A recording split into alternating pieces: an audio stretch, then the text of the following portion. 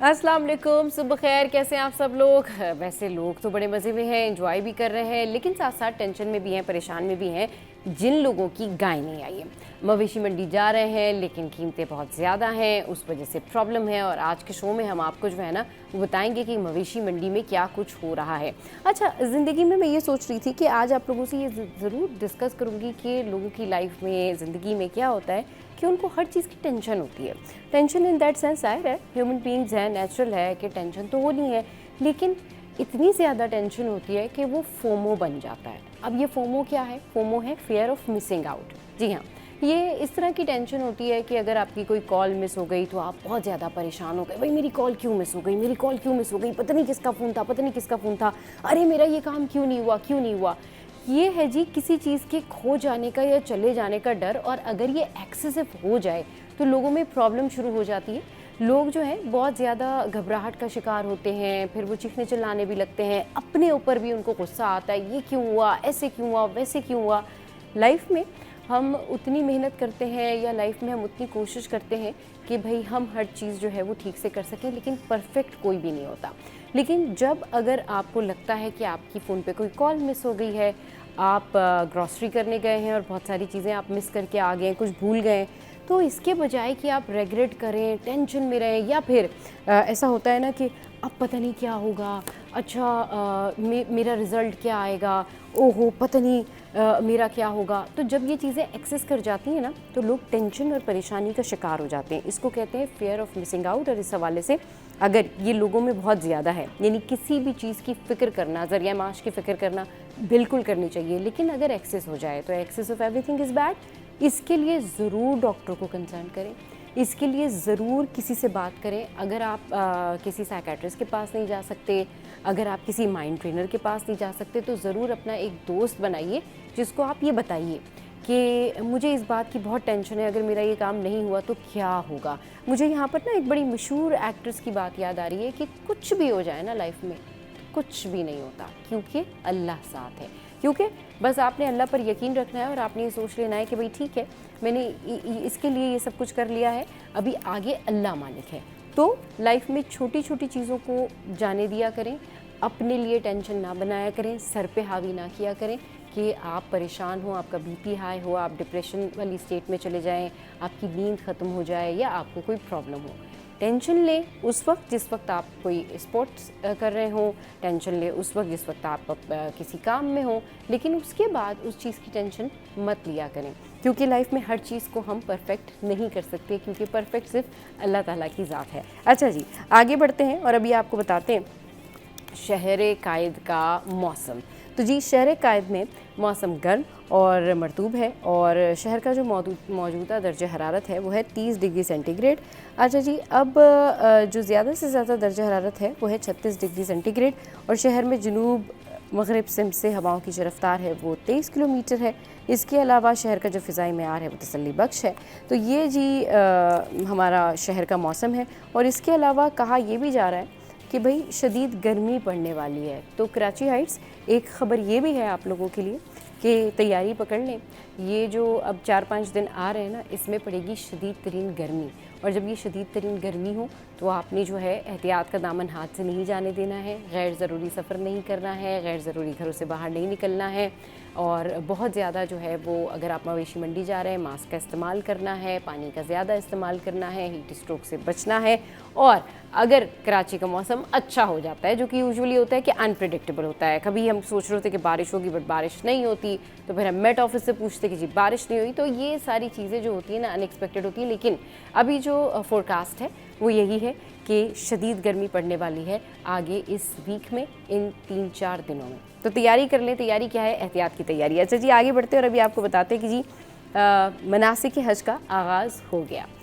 आज़मीन हज खैमों के शहर मिना पहुंचना शुरू हो गए हैं और मिना पहुंचने का ये अमल जो है वो दोपहर तक जारी रहा। अच्छा, ये सारी जो सिचुएशन है, ये सारी जो सूरत हाल है जारी रहेगा। मिना पहुंचने तक का ये जो अमल है ये दोपहर तक जारी रहेगा। अच्छा, आज़मीन पीर की रात मिना में क़याम करेंगे। आज़मीन मंगल 9 ज़िलहज को हज के रुकन आज़म वकूफ़ अरफा के लिए मिना से अरफात रवाना होंगे। मिना और अरफात में मौसम शदीद गर्म है। महकमा मौसमियात के मुताबिक यौम अरफा पर भी दर्जा हरारत तकरीबन 45 डिग्री रहने का इम्कान है। सऊदी हुक्काम ने मुकद्दस मकामात पर सायदार जगहों और तिब्बी सहूलियात में इजाफा कर दिया है। अच्छा जी, तो आज़मीन हज के हवाले से एक ख़बर जो मैंने आपके साथ में शेयर की। अब आ जाते हैं जी ईद उल अज़हा के मौके पर क्या कुछ हो रहा है। ईद उल अज़हा के मौके पर स्पेशल ट्रेन्स भी चलाई जा रही हैं। अच्छा जी, ईद उल अज़हा के मौके पर अब ये जो स्पेशल ट्रेन है इसमें जितनी गुंजाइश है उससे ज़्यादा जो है वो मुसाफिर सवार हो गए। हुआ कुछ ये कि रवाना होने वाली ये जो पहली ईद स्पेशल ट्रेन है इसमें 702 लोगों की गुंजाइश थी, लेकिन इस ट्रेन में गुंजाइश से ज़्यादा 740 से ज़्यादा लोग जो हैं वो मुसाफिर सवार हुए। कराची से रावलपिंडी के लिए ये सफ़र कर रहे हैं। अच्छा जी, ईद के लिए कराची से अपने शहरों को जाने वाले जो मुसाफिर हैं क्योंकि उनका रश बड़ा है तो मुसाफिरों के दबाव के बायस रेलवे ने मामूल के मुताबिक चलने वाली ट्रेनों में बोगियों की तादाद बढ़ा दी। इसके बावजूद तमाम ट्रेनें मुसाफिरों से खचाखच भरी हुई हैं।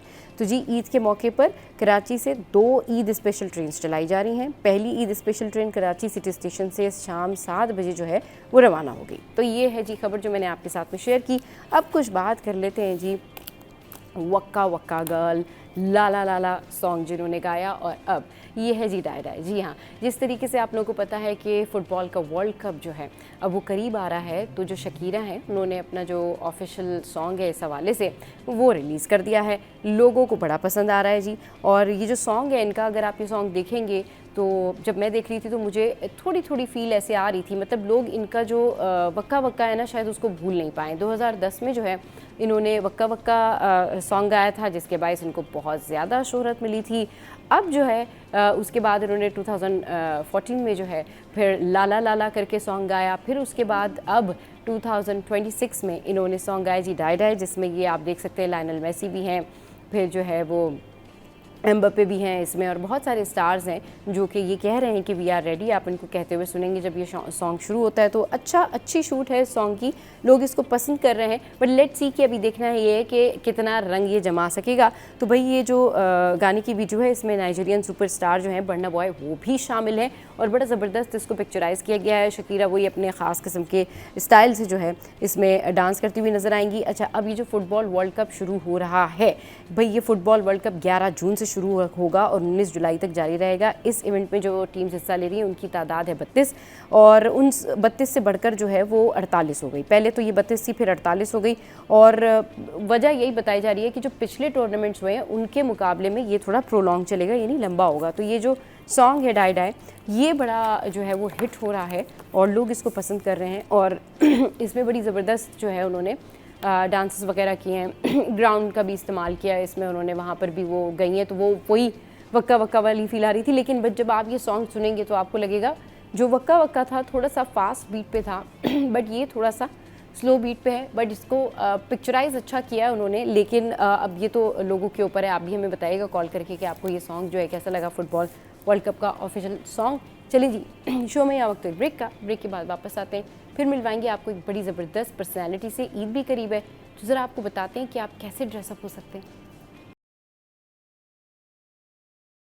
Welcome back. तो भाई अब कुछ बात कर लेते हैं हम वार्डरोब के हवाले से। अच्छा जी, वार्डरोब के हवाले से कई कंसर्न्स होते हैं लोगों को और ये समझ में नहीं आ रहा होता। रोज़ाना अलमारी जो है वो परेशान कर रही होती है इस तरह से कि कपड़े बहुत हैं लेकिन समझ नहीं आ रहा कि पहन के क्या जाना है। अच्छा जी, बहुत सारी ऐसी चीज़ें जो नज़र में ही नहीं आती हैं और उसके बाद जब आप घर वापस आ जाते तो आप कहते हैं ओहो देखिए जी मेरे वार्डरोब में फ़लाँ चीज़ जो है बहुत अंदर की तरफ रखी हुई थी, या ये तो हैंग हुई भी नज़र ही नहीं आई, या ये तो मिक्स हो गई बाकी जो है ना एक्सेसरीज़ के साथ या क्लोथिंग के साथ। तो ये इशू होता है और ये इशू बहुत ज़्यादा होता है। यानी कि अगर आपने गलती से ऐसा किया हुआ है कि आपने कमीज शलवार दुपट्टा जो है वो एक साथ तय करके या हैंग करके नहीं रखा है और दुपट्टे आपने अलग हैंग करके रख दिए हैं और शर्ट ट्राउज़र आपने अलग हैंग कर दिया है, तो उसके बाद फिर कहीं जाना है तो अब कभी दुपट्टा नहीं मिल रहा है, कभी जो है वो ट्राउज़र्स नहीं मिल रहे हैं, कभी जो है वो शर्ट का इशू है, मैचिंग का इशू है। ये इस वजह से होता है कि बहुत सारे लोग इस तरह से करते हैं कि उनको वार्डरोब मैनेज करना नहीं आ रहा होता कि वार्डरोब कैसे मैनेज करें। अच्छा जी, कहाँ पर क्या चीज़ पहन कर जाएँ, हैं तो काफ़ी सारी चीज़ें। अगर 5 सूट भी हैं किसी के पास तो उसमें से भी ये होता है कि मिसमैनेजमेंट हो जाती है कि जी किसी चीज़ की कोई चीज़ मैच नहीं हो रही या मिल नहीं रही, या फिर हमने बहुत सारे कपड़े ख़रीदे हैं लेकिन फिर कोई ऐसा इवेंट आ गया है जिसकी मुनासबत से हमारे पास कपड़े नहीं हैं। तो पूरे मंथ में या पूरे साल में कितने इवेंट आते हैं, या कहाँ कहाँ जाना पड़ सकता है, या किसी मीटिंग में जाना पड़ सकता है, किसी जो है ना वो पार्टी में जाना पड़ सकता है, आपको सर्दियों में जो है वो बहुत सारे ऐसे फेस्टिवल्स होते हैं जहाँ पे जाना पड़ता है, फिर आम मिलने जुलने वालों के जाना पड़ता है। तो इस सारी सिचुएशन को, इन सारे इवेंट्स को मद्देनज़र रखते हुए कि आप कहाँ कहाँ जाते हैं, उस हिसाब से एक तो आप कपड़े बनाएं और दूसरा आप अपना वार्डरोब मैनेज करें। लेकिन ये दोनों ही चीज़ें जो है ना हम लोग ठीक से नहीं कर पाते। एक्चुअल में इसको ठीक से रखने का, अपनी वार्डरोब को मैनेज करने का, वक्त पे चीज़ मिल जाए, कैसे कौन सी चीज़ कहाँ रखी जाए, इस पर बात करने के लिए जो है हमारे साथ हामिद सईद साहब मौजूद हैं, जो कि इमेज कंसल्टेंट हैं। उनको वेलकम करते हैं शो में। अस्सलाम वालेकुम सर, गुड मॉर्निंग, कैसे हैं आप? Good morning. Thank you for having me on the show again. Okay sir, आज कुछ बात करेंगे हम। एक तो ईद के हवाले से बात करेंगे कि ईद की मुनासबत से कौन से ड्रेसेस जो हैं वो वेयर करने चाहिए, किस तकरीब में क्या होना चाहिए, बारबेक्यू में क्या होना चाहिए, सुबह के टाइम पर क्या चीज़ें वेयर की जाएं जो लोगों के कंफर्ट जोन के अकॉर्डिंगली हो। लेकिन सबसे पहले वार्डरोब का जिक्र करते हैं। कैसे मैनेज करें सर वार्डरोब? देखिए, वार्डरोब मैनेज करना यह है कि आपका वार्डरोब सिस्टम होना चाहिए। मोस्टली लोग क्या करते हैं कि वो बाइंग करते रहते हैं, इम्पल्स बाइंग करते हैं, आइटम खरीदते रहते हैं, अलमारियाँ लगी भरी हुई हैं और कपड़े लटक रहे हैं उनमें। We buy because we like something और वी सी समथिंग और maybe sometime we get a gift. तो उसमें सबसे बड़ी बात यह है कि एक सेकंड जी उसमें सर। जी जी जो सिस्टम है अपना, सॉरी एक मिनट इट्स ओके। जरा, अच्छा, जो सिस्टम है उसमें वो ये है कि आपके पास जो है वो आपने सिस्टम के मुताबिक कपड़े पहनने हैं। आपने वार्डरोब बिल्ड करना है। जैसे फॉर एग्जांपल मेन की बात कर लेते हैं, तो उसमें आपके पास सूट्स होने चाहिए, शर्ट्स होनी चाहिए, ठीक। उसके बाद आपके ब्लेजर्स होने चाहिए, फिर उसके बाद आपके पास ये, और उसके बाद ब्लेजर्स के बाद जी जी। ब्लेजर्स होने चाहिए, फिर उसके साथ आपके पास शलवार कमीज, वेस्ट कोट। तो जो ड्रेसिंग है वो it's not fashion, it's not trend, it's strategy. तो इसमें मैं ये कहूँगा कि अगर आपका जैसे आप सूट पहनने वाले बंदे हैं, 2 पीस सूट पहनने वाले बंदे हैं, तो आपके पास 4 सूट जो हैं, एक ब्लैक, एक नेवी, एक चारको ग्रे, एक medium grey, that's essential for your wardrobe. इसके साथ साथ अगर आप 3 शर्ट्स कर लेते हैं साथ में एक सूट के साथ, तो आपके 12 शर्ट्स आ गई। तो 12 मल्टीपल 4 आपका 48 यूनिक कॉम्बिनेशन आ गए। इसके साथ साथ अगर आपने इसके साथ 3 टाइज कर ली, तो आपके पास जो है ना, you have like another 12 over there, 600 unique combination आ गए शूटिंग में। इसका मतलब है कि आपके पास तकरीबन 2 साल का, 1.5-2 साल का वार्डरोब आ गया। तो इसमें आप पावर लुक क्रिएट कर सकते हैं, बिजनेस लुक क्रिएट कर सकते हैं। उसमें आप क्या, इवन फॉर दैट मैटर, शादी के जितनी आप बातें करते हैं, शादियों पे जाना, इवेंट पे जाना, वो लुक्स क्रिएट हो सकती हैं। And on top of that आप इसमें जितने इवेंट्स वगैरह वो सारे कवर हो सकते हैं। इसके अलावा जब सूट नहीं पहनना तो फिर क्या पहनना है? तो मैं सजेस्ट करता हूँ 4 ब्लेजर्स होने चाहिए आपके पास। तो आपके पास ऑलरेडी 12 शर्ट्स हैं, उसमें 8 शर्ट्स और ऐड कर लें। लेट्स से फॉर एग्जांपल उसमें चेक्स आ गए, उसमें आपकी स्ट्राइप्स वगैरह आ गई, तो you have another like now you have 20 shirts. अच्छा, जिसकी क्लोजेट को भी देखें, 20 से ज्यादा शर्ट्स उनके पास मौजूद होती हैं, लेकिन ये दे हैव रॉन्ग शर्ट्स और कॉम्बिनेशन सही से नहीं बनते, कोई लुक नहीं बनती। तो अगर आप इस तरह सिस्टम बिल्ड करेंगे कि आपने सारे उसमें प्रॉपर कलर्स रखे हुए हैं, उसमें प्रॉपर आपके सारे टेक्सचर्स वगैरह हैं, तो you will have like 20 shirts now. इस तरह 4 पैंट्स कर लें तो आप देखिए 4 मल्टीप्लाई बाय 4 इज लाइक 16, और 20 के साथ मल्टीप्लाई करके 320 कॉम्बिनेशन आ गए। अच्छा, ये वो सारे हैं जिनमें आपने टाई नहीं लगानी, आपने कोट पहना है, उसके साथ शर्ट पहनी है, उसके साथ पैंट पहनी है, तो you can go to let's say all kinds of events. जैसे अगर आपने डिनर पे जाना है, या अपने लंच पे जाना है, या कंपनी का कोई फंक्शन है उस पर जाना है, या आपने ट्रैवल करना है for that matter, so you will have a lot of combination there as well. इसी तरह आप आ जाते हैं ईस्टर्न पे, शलवार कमीज हैं। शलवार कमीज में ऐसे जैसे फॉर एग्जांपल आपने 4 बेसिक शलवार कमीज कर लें, ब्लैक, नेवी, चारको ग्रे, मीडियम ग्रे, और उसके साथ 4 वेस्ट कोट कर लें, तो यू हैव अनदर 16 कॉम्बिनेशन। उन्हीं के साथ आप ब्लेजर साथ पहन सकते हैं, तो 16 अनदर कॉम्बिनेशन, तो आपको 32 कॉम्बिनेशन आ गए। तो आप देखिए कितने कॉम्बिनेशन आपने at least like more than 1000 combination आ गए चंद आइटम्स के साथ। तो अगर आप इस तरह अपने वार्डरोब को मैनेज करेंगी तो या करेंगे, तो I think you will have enough to wear. और सबसे बड़ी बात यह है कि आपकी कंसिस्टेंट लुक होगी, और you will look great wherever you go, whenever you go. कोई भी मीटिंग है, कोई फंक्शन है, कोई इवेंट है, you have lot of combinations to wear. Sir बिल्कुल ठीक कह रहे हैं। अच्छा, लोगों की अलमारियाँ ना कपड़ों से लदी हुई होती हैं, भरी हुई होती हैं, उनके पास माशाल्लाह से बहुत कपड़े होते हैं, लेकिन फिर भी ये समझ में नहीं आता कि कौन से इवेंट पर कौन सा ड्रेस पहने। तो अब कौन से इवेंट पर कौन सा ड्रेस पहने? और सर मेरा सवाल आपसे ये है कि ऐसा कौन सा कलर है जो कि सारे ड्रेसेस के साथ जो है वो मैच हो जाता है शर्ट का कोट के साथ, या फिर आप ऐसा कौन सा कलर है जो कि आप सब इवेंट्स पर पहन के जा सकते हैं और वो जनरल होता है, उसमें कोई प्रॉब्लम नहीं होती कि जी ठीक है सब जगह चल जाएगा? देखिए, फॉर मैन जो है वो वाइट शर्ट जो है ना, white shirt will go with any suit. और white shirt means trust me, white shirt mean credibility, white shirt mean मैं सोफिस्टिकेटेड बंदा हूँ, वाइट शर्ट मीन मैं रिफाइंड हूँ, पॉलिश्ड हूँ। On top of that, I'm honest. I hope that I'm honest from inside too. तो white shirt जो है ना, I think that is like 50% of your wardrobe.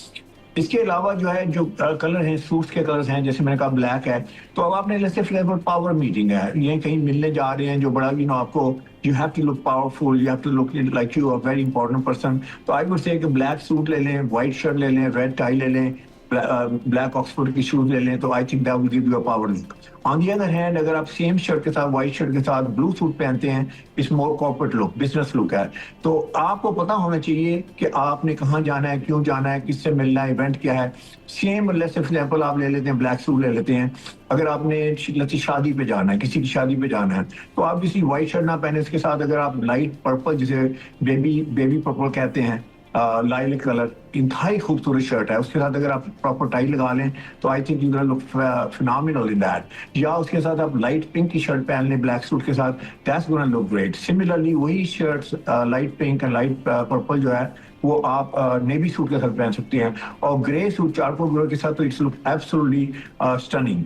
तो ये कॉम्बिनेशन है, आपने देखना ये है कि इन कलर्स को आपने किस तरीके से मैच करना है, और मैच अपने इवेंट के साथ करना है। लाजमी बात है, अगर आप बोर्ड मीटिंग में जा रहे हैं तो you not gonna wear a pink shirt, you not gonna wear a lilac shirt, obviously white shirt is gonna standard. White shirt में भी दो चीजें हैं, एक व्हाइट शर्ट होती है प्लेन व्हाइट शर्ट, वो है बिजनेस शर्ट। दूसरी होती है उसमें टेक्सचर होता है थोड़ा सा, सेल्फ पाकिस्तान में कहते हैं, तो वो जरा मोर ड्रेसी इवेंट के लिए, जैसे शादियों वादी पे जाना है तो यू कुड वेयर दैट। इसी तरह जो ब्लू के शेड हैं शर्ट के, लाइट ब्लू है, मीडियम ब्लू है, very corporate look, very soothing look, very cool look. तो आप ब्लू के साथ जो है ब्लू सूट पहने, इसको लाइट जिसे स्काई ब्लू कहते हैं, you can wear that. Ties बड़ी इंपॉर्टेंट है, चार टाइज में आप देखिए कि अगर आपकी राइट सिलेक्शन नहीं होगी तो you can really रूइन the outfit. तो चार तरह की टाइज है जो मैं सजेस्ट करता हूँ। एक वो है जो सॉलिड कलर की टाइज है, सॉलिड कलर की टाइज जिसे प्लेन कलर्स बोलते हैं। आई मीन आप उसमें ब्लैक ले सकते हैं, ग्रे ले सकते हैं, बर्गंडी ले सकते हैं, रेड ले सकते हैं, पहन सकते हैं। तो वो that will be show colours वो रहने दें। इसके अलावा दूसरी पैटर्न जो टाई का वो है टेक्सचर, जिसे सेल्फ पे, तो वो बड़ी सोफिस्टिकेटेड टाइज की नहीं जाती हैं। तीसरा है पोल्का डॉट्स, आपने देखी होंगी पोल्का डॉट्स इंतहाई स्टाइलिश टाइज हैं, इंतहाई प्रोफेशनल टाइज हैं। और आखिरी टाइज वो हैं जिनकी रैप टाइज होती हैं, जिनके वो डायगोनल उनकी लाइनें चल रही होती हैं, तो वो they are also very powerful है। तो आपने अपने फुल कॉम्बिनेशन के लिए, प्रेजेंस के लिए, स्ट्रॉन्ग प्रेजेंस के लिए आपको 100 में से 100 नंबर होने चाहिए, 90 वाला भी फेल है। यानी कि आपकी राइट कॉम्बिनेशन होनी चाहिए, राइट फिट होनी चाहिए, और उसके बाद राइट शूज होने चाहिए। And then on top of that you should know how to, आपकी बॉडी लैंग्वेज कैसे होनी चाहिए, क्योंकि let's say you are wearing a very nice suit and very expensive suit, even though that it fits you very good, लेकिन आपकी body language बड़ी weak है, that's not gonna work. और तीसरा माइंड सेट होना चाहिए। तो प्रेजेंस के लिए आपके पास तीन चीजें हैं, अपीयरेंस बड़ी इंपॉर्टेंट है, उसके बाद दूसरी बड़ी इंपॉर्टेंट है आपकी बॉडी लैंग्वेज, आपका पोस्चर जो है बड़ा इंपॉर्टेंट है, और तीसरा माइंड सेट। माइंड सेट का मतलब ये है कि you ready, you are inside your head, you feel very confident, you feel very powerful, और आप चाहे किसी मीटिंग में जाएंगे, जहां भी इवेंट में जाएंगे, you will be able to stand out. सही। अच्छा सर ये बताइएगा, अब क्योंकि वार्डरोब के हवाले से आप बहुत ज़बरदस्त बात करते हैं, आपको बहुत ज़्यादा पता है, एक्सपर्टीज़ है आपकी इस सारी फील्ड में, तो ये बताइए सर, अब बड़ी ईद है, स्पेशली मर्द हजरात जो हैं वो किस तरीके से कुर्ते या ड्रेसेस वेयर कर सकते हैं, क्योंकि कुर्बानी भी होती है, कुछ लोग बहुत डार्क कलर का इस्तेमाल करते हैं गर्मियों में भी, इस हवाले से कुछ बताइएगा। जी, पहली बात तो ये है कि इस ईद का खास तौर पर ख्याल रखना चाहिए। ईद जो है ये हजरत इब्राहीम की उनके ट्रिब्यूट के लिए है, और इस ईद में बड़ी पाकीज़गी है, इस ईद में बड़ी सादगी है, इस ईद में बड़ी रहमत अल्लाह की। तो ये ईद जो है वो इस तरह सेलिब्रेट करें कि जो उसका कुर्बानी का जो हमारा मकसद है, जो कुर्बानी क्यों करते हैं, वो सेक्रीफाइस जो हम करते हैं, वो इसमें जो रेजोनेट करे। तो अगर लेट्स से फॉर एग्जांपल इस ईद के ऊपर आप बड़े चमकदार कपड़े पहन लेते हैं या बहुत कलरफुल कपड़े पहन लेते हैं, तो वो उसके साथ मैच नहीं करेगा, तो जो उसकी एसेंस है ईद की, जो उसकी उसकी जो फीलिंग्स है ईद की, उसको इसमें जो है वो रेजोनेट होना चाहिए। तो इसमें मैं ये कहूँगा कि आप let's say for example white तो बेस्ट है ना, तो व्हाइट ऑब्वियसली के लिए कुर्बानी करते हुए तो आप कुछ भी पहन लें, क्योंकि एक दफ़ा होता है आप थोड़ा सा आपको वो सारा रफ किस्म का एटमोसफियर होता है, वो कुर्बानी वगैरह हो रही होती है। तो उसके बाद जब आप तैयार होते हैं तो white I think is the best. White गर्मियों में भी बहुत अच्छा है, obviously white is the best colour. और जैसे मैंने कहा कि उसमें सादगी है, उसमें पाकीज़गी है, उसमें पुरवकार आपको लगें, तो white I think will be very good. Light grey जो है वो I think that would be a great colour. आप लाइट ग्रे पहन सकते हैं, व्हाइट पहन सकते हैं। चले ब्लैक जो है वो काफी लेट्स से गर्मी भी है, obviously, so you can avoid जी, दैट। सीजन की वजह से आप मैंने कोई कहा ब्लू, ना, डार्क कलर चूज कर रहे होते हैं जी जी, ज्यादातर। ब्लू का जी। शेड जो है वो आप पहन सकते हैं, लाइटर किस्म का। तो आई थिंक उसके ऊपर कोई एम्ब्रॉयडरी वगैरह जैसे एम्बेलिशमेंट वगैरह, क्योंकि मैंने देखा है बड़ी ईद पे भी कई लोग बड़ा बन ठन के आते हैं और सारा बड़ा उसको ऐसे सेलिब्रेट कर रहे होते हैं। ख्वातीन के लिए भी यही मशवरा है कि देखिए छोटी ईद पे तो ठीक है, बड़ी खुशियों का दिन होता है, अल्लाह ताला कहते हैं खुशी मनाएं, सारा कुछ है। I think we can go little bit extra mile on our clothing. लेकिन जो बड़ी ईद है मेरे ख्याल है कि उसके अंदर अपने आप को प्रोपार रखना, रिस्पेक्टफुल रखना और कॉन्फिडेंस तो होना ही चाहिए, लाजमी बात है। उसके बाद आपने मेहमान आने हैं, उनको आपने सर्व करना है या उनको आपने वेलकम करना है। तो आई वुड से कि इस तरह की जो आपकी ड्रेसिंग है, अगर थोड़ा सा उसमें आपने ड्रेसअप होना है तो आप वेस्ट कोट कर लें व्हाइट के साथ। लेट्स से फॉर एग्जांपल आप डार्क ग्रे की वेस्ट कोट बड़ी अच्छी लगेगी, व्हाइट के साथ आपकी navy waistcoat I think it's gonna look absolutely phenomenal. इसके अलावा आप उसके साथ लाइट ग्रे की भी पहन सकते हैं। तो ये सारे कलर्स हैं व्हाइट के साथ, I think they could look great. और अगर तो पार्टीज वार्टी पे जाना है, रात की पार्टी है, तो फिर आप टोन ऑन टोन लुक में भी आ सकते हैं, जैसे ब्लू के ऊपर ब्लू पहन लें, ग्रे के ऊपर ग्रे पहन लें। If it's like evening out और बारबेक्यू वगैरह है and all that, if you want to look a little bit more dressy. हाँ, एक और बात है, आप ब्लेजर के साथ भी पहन सकते हैं। शाम है, रात है, आपने जाना है कहीं दावत वगैरह पे, तो आपके पास नेवी ब्लेजर है, नेवी तो ब्लेजर सर देखें ट्रेंडिंग व्हाइट कलर्स, वाला यही तो ट्रेंडिंग बहुत अच्छा कलर्स भी लगता हैं, है। यही ट्रेंडिंग कलर्स भी हैं। जैसे आपने बताया कि अब ये बड़ी ईद है 2026 में, लाइट ग्रे कलर है या वाइट कलर है। जी सर। जी जी जी बिल्कुल। अच्छा। और ख्वातीन में भी मैं कहूंगा कि इस तरह टोन डाउन कर लें, जरा मेकअप को टोन डाउन कर लें, हाँ। इसके बाद एम्बेलिशमेंट को टोन डाउन कर लें, तो सारा मतलब पार्लर वाली मेकअप ना करें। क्योंकि देखिए इवेंट के हिसाब से होना चाहिए ना, जो जो उसकी एसेंस है वो हमें सेलिब्रेट करनी चाहिए। जो उसमें बरकत है, जो उसमें रहमत है, जो उसमें जी। ठीक। सेक्रीफाइस का जज्बा है, वो होना जी। चाहिए। चलिए जी, बहुत शुक्रिया सर आपके कीमती वक्त के लिए। आपने हमारे शो के लिए अपना कीमती वक्त निकाला। और यहाँ पर वक्त तो एक ब्रेक का, ब्रेक के बाद वापस आएंगे, फिर आपको एक और पर्सनैलिटी से मिलवाएंगे। Welcome back. तो अब कुछ बात करते हैं हम कि भाई आपकी इमोशनल अटैचमेंट या आपकी इमोशनल वेलबींग कितनी ज़्यादा ज़रूरी है। अब इमोशनल वेलबींग एक्चुअली क्या होती है, इससे लोग कई पहलू समझते हैं कि भाई पता नहीं क्या क्या प्रॉब्लम है, कम्युनिकेशन गैप है, या फिर लोग जो है वो मेंटली स्ट्रेस हैं, या फिर इस तरह से होता है ना कि कुछ लोग बहुत ज़्यादा घर में फैमिली में अगर रह रहे हो तो उनके बहुत झगड़े हो रहे होते हैं। तो उसमें फिर ये होता है कि लोग बहुत ज़्यादा स्ट्रेस फील करते हैं, उन्हें समझ में नहीं आता कि किससे बात करनी है, उनको ये समझ में नहीं आता कि भाई सबसे तो हमारा झगड़ा हो रहा है। तो अभी हम किस तरीके से जो है वो अपनी बात को किसी को बताएं, कैसे किसी के साथ में शेयर करें, और इमोशनली और मेंटली आपको स्ट्रॉन्ग होना कितना ज़रूरी है, यानी कि आपके नर्व्स कितने स्ट्रॉन्ग हैं किसी भी ट्रॉमा को झेलने के लिए, किसी भी किस्म की सिचुएशन को ओवरकम करने के लिए आपके नर्व्स कितने स्ट्रॉन्ग हैं। और इस वजह से कि आप बहुत इमोशनली वीक हैं, या इस वजह से कि आप बहुत ज़्यादा इमोशनल हैं, आप जल्दी हाइपर हो जाते हैं या चीज़ों को हैंडल नहीं कर पाते, आपके रिलेशनशिप जो हैं वो कितना इफ़ेक्ट होते हैं। चाहे वो रिलेशनशिप आपके बहन भाई का हो, चाहे वो रिलेशनशिप आपके दोस्त के साथ हो, चाहे वो रिलेशनशिप आपके पेरेंट्स के साथ हो, सास ससुर के साथ हो, हस्बैंड के साथ हो, आपकी अपने पूरी जो इन लॉज हैं या आपकी जो फैमिली है उनके साथ हो, कितने इसके इफ़ेक्ट होते हैं। इस पर बात करने के लिए हमें ज्वाइन किया डॉक्टर वजिया ज़फ़र ने, साइकोलॉजिस्ट है, उनको शो में वेलकम करते हैं। अस्सलाम वालेकुम डॉक्टर साहिबा, कैसी हैं आप? Good morning. वालेकुम सलाम, गुड मॉर्निंग, अल्हम्दुलिल्लाह आई एम गुड। अच्छा ये बताइए कि हम इनवाइटिंग ओके अच्छा ये बताइए कि हम इमोशनल वेलबींग के बारे में बात कर रहे हैं। मेंटली और फिज़िकली और इमोशनली स्ट्रॉन्ग होना कितना ज़रूरी है। अगर आप नर्व्स पे कंट्रोल करना जानते हैं तो इससे कितना ज़्यादा फ़ायदा होता है, और अगर आप इमोशनली वीक हैं तो इसके कितने नुकसान हो सकते हैं, ये बताइए। पहले तो आपने जो तीनों चीज़ों को मेंशन किया ना, हाँ। बहुत इंपॉर्टेंट है, क्योंकि अगर आप मैं साइकोलॉजिस्ट थोड़ा मुझे कहते हैं कि इमोशनली कितना ज़रूरी है और बाकी एरियाज़ को आप छोड़ती तो डेफिनेटली वो बायसनेस हो जाती है कि साइकोलॉजिस्ट है इसलिए आपने मेंटल हेल्थ की बात की है। हाँ। सो ये इमोशनली, मेंटली, फिजिकली ये तीनों चीज़ें साइड बाय साइड वर्क करती हैं, राइट? अगर हम फिजिकली अपना ख्याल नहीं रख रहे तो हमारे इमोशनली भी चीज़ें बहुत ख़राब हो सकती हैं, ठीक है? सही। तो पहला पॉइंट तो आपने खुद ही बहुत अच्छा उसको कवर करके स्टार्ट किया है। अब दूसरा ये कि इम्पोर्टेंट क्यों है, क्योंकि देखिए आपने जब आप बता रही थी तो उसमें आपने इंट्रोडक्शन में चीज़ मेंशन की, कुछ लोग ओवर सेंसिटिव होते हैं, नंबर 1।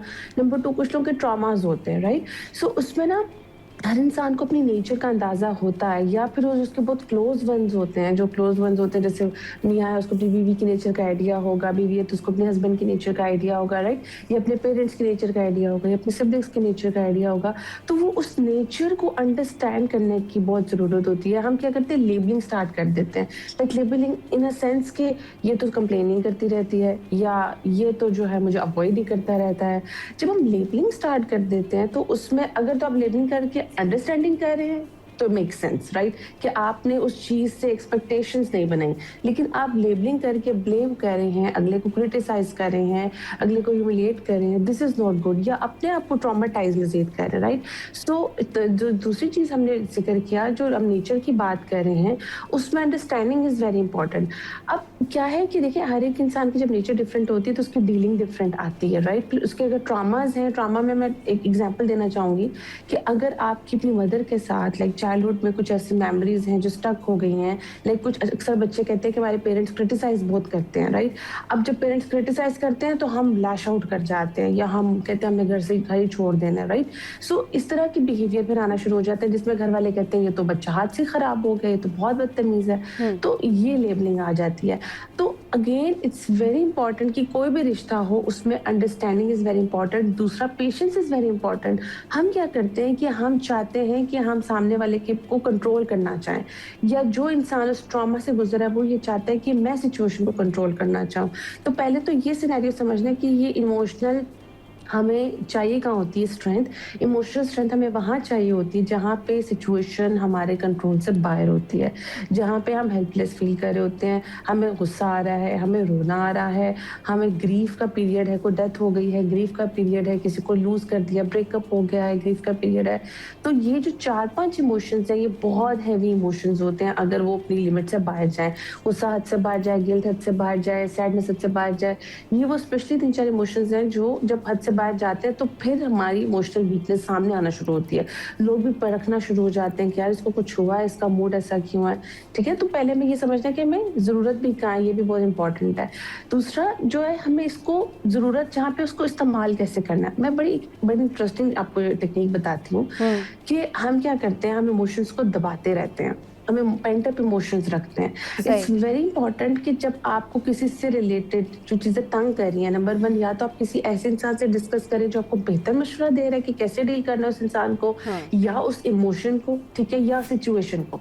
3 चीज़ें होती हैं, या आपको इमोशन को डील करना होता है, या कोई सिचुएशन ऐसी हो जाती है उसको डील करना होता है, जैसे किसी की डेथ हो गई भी सिचुएशन है, ठीक है? या फिर थर्ड पे है कि कोई इंसान है जो आपको गुस्सा दिला रहा है, ट्रॉमाटाइज कर रहा है, या कुछ भी उससे रिलेटेड है, ठीक है?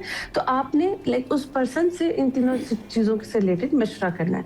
दूसरा ये कि आपको उस सिचुएशन में देखना है कि जो आपके अंदर इमोशंस जा रहे हैं आपने उनको कैसे निकालना है। कुछ लोग क्या करते हैं उस सिचुएशन को रीप्ले करते रहते हैं, सोचते रहते हैं ऐसे क्यों हुआ, ये चीज़ क्यों हुई, कनेक्ट करते रहते हैं।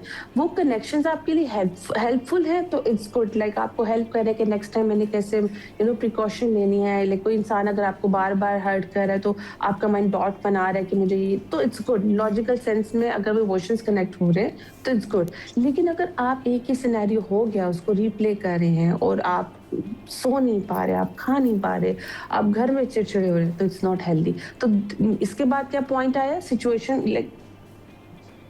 देखने के बाद हम ये देखते हैं कि इट्स क्या डीलिंग क्या आती है इसमें। सही, चलिए जी, बिल्कुल इस हवाले से मजीद भी डिस्कशन करेंगे डॉक्टर वजीहा से, लेकिन एक ब्रेक लेते हैं, ब्रेक के बाद वापस आते हैं। Welcome back. तो हम इमोशनल वेलबींग के हवाले से बात कर रहे हैं कि भाई जब भी कोई सिचुएशन होती है, आप किसी भी सिचुएशन में स्टक हो जाते हैं, इनफैक्ट आप पेपर दे रहे हैं, आप प्रैक्टिकल में लैब में हैं, आप किसी क्लिनिक में हैं, आप जो है वो प्लेन में हैं, किसी भी जगह पर हैं, तो आप कैसे अपने इमोशंस को जो है वो कंट्रोल कर सकते हैं? किस सेंस में कि कोई आपसे लड़ रहा है, किस सेंस में कि कोई आपका दिन ख़राब कर रहा है। कुछ लोग होते हैं जो लोगों को बिला वजह तंग करते हैं, जो लोगों को बिला वजह जो है ना वो तकलीफ पे पहुंचाने की कोशिश करते हैं। अब वो कोई भी वजह हो सकती है।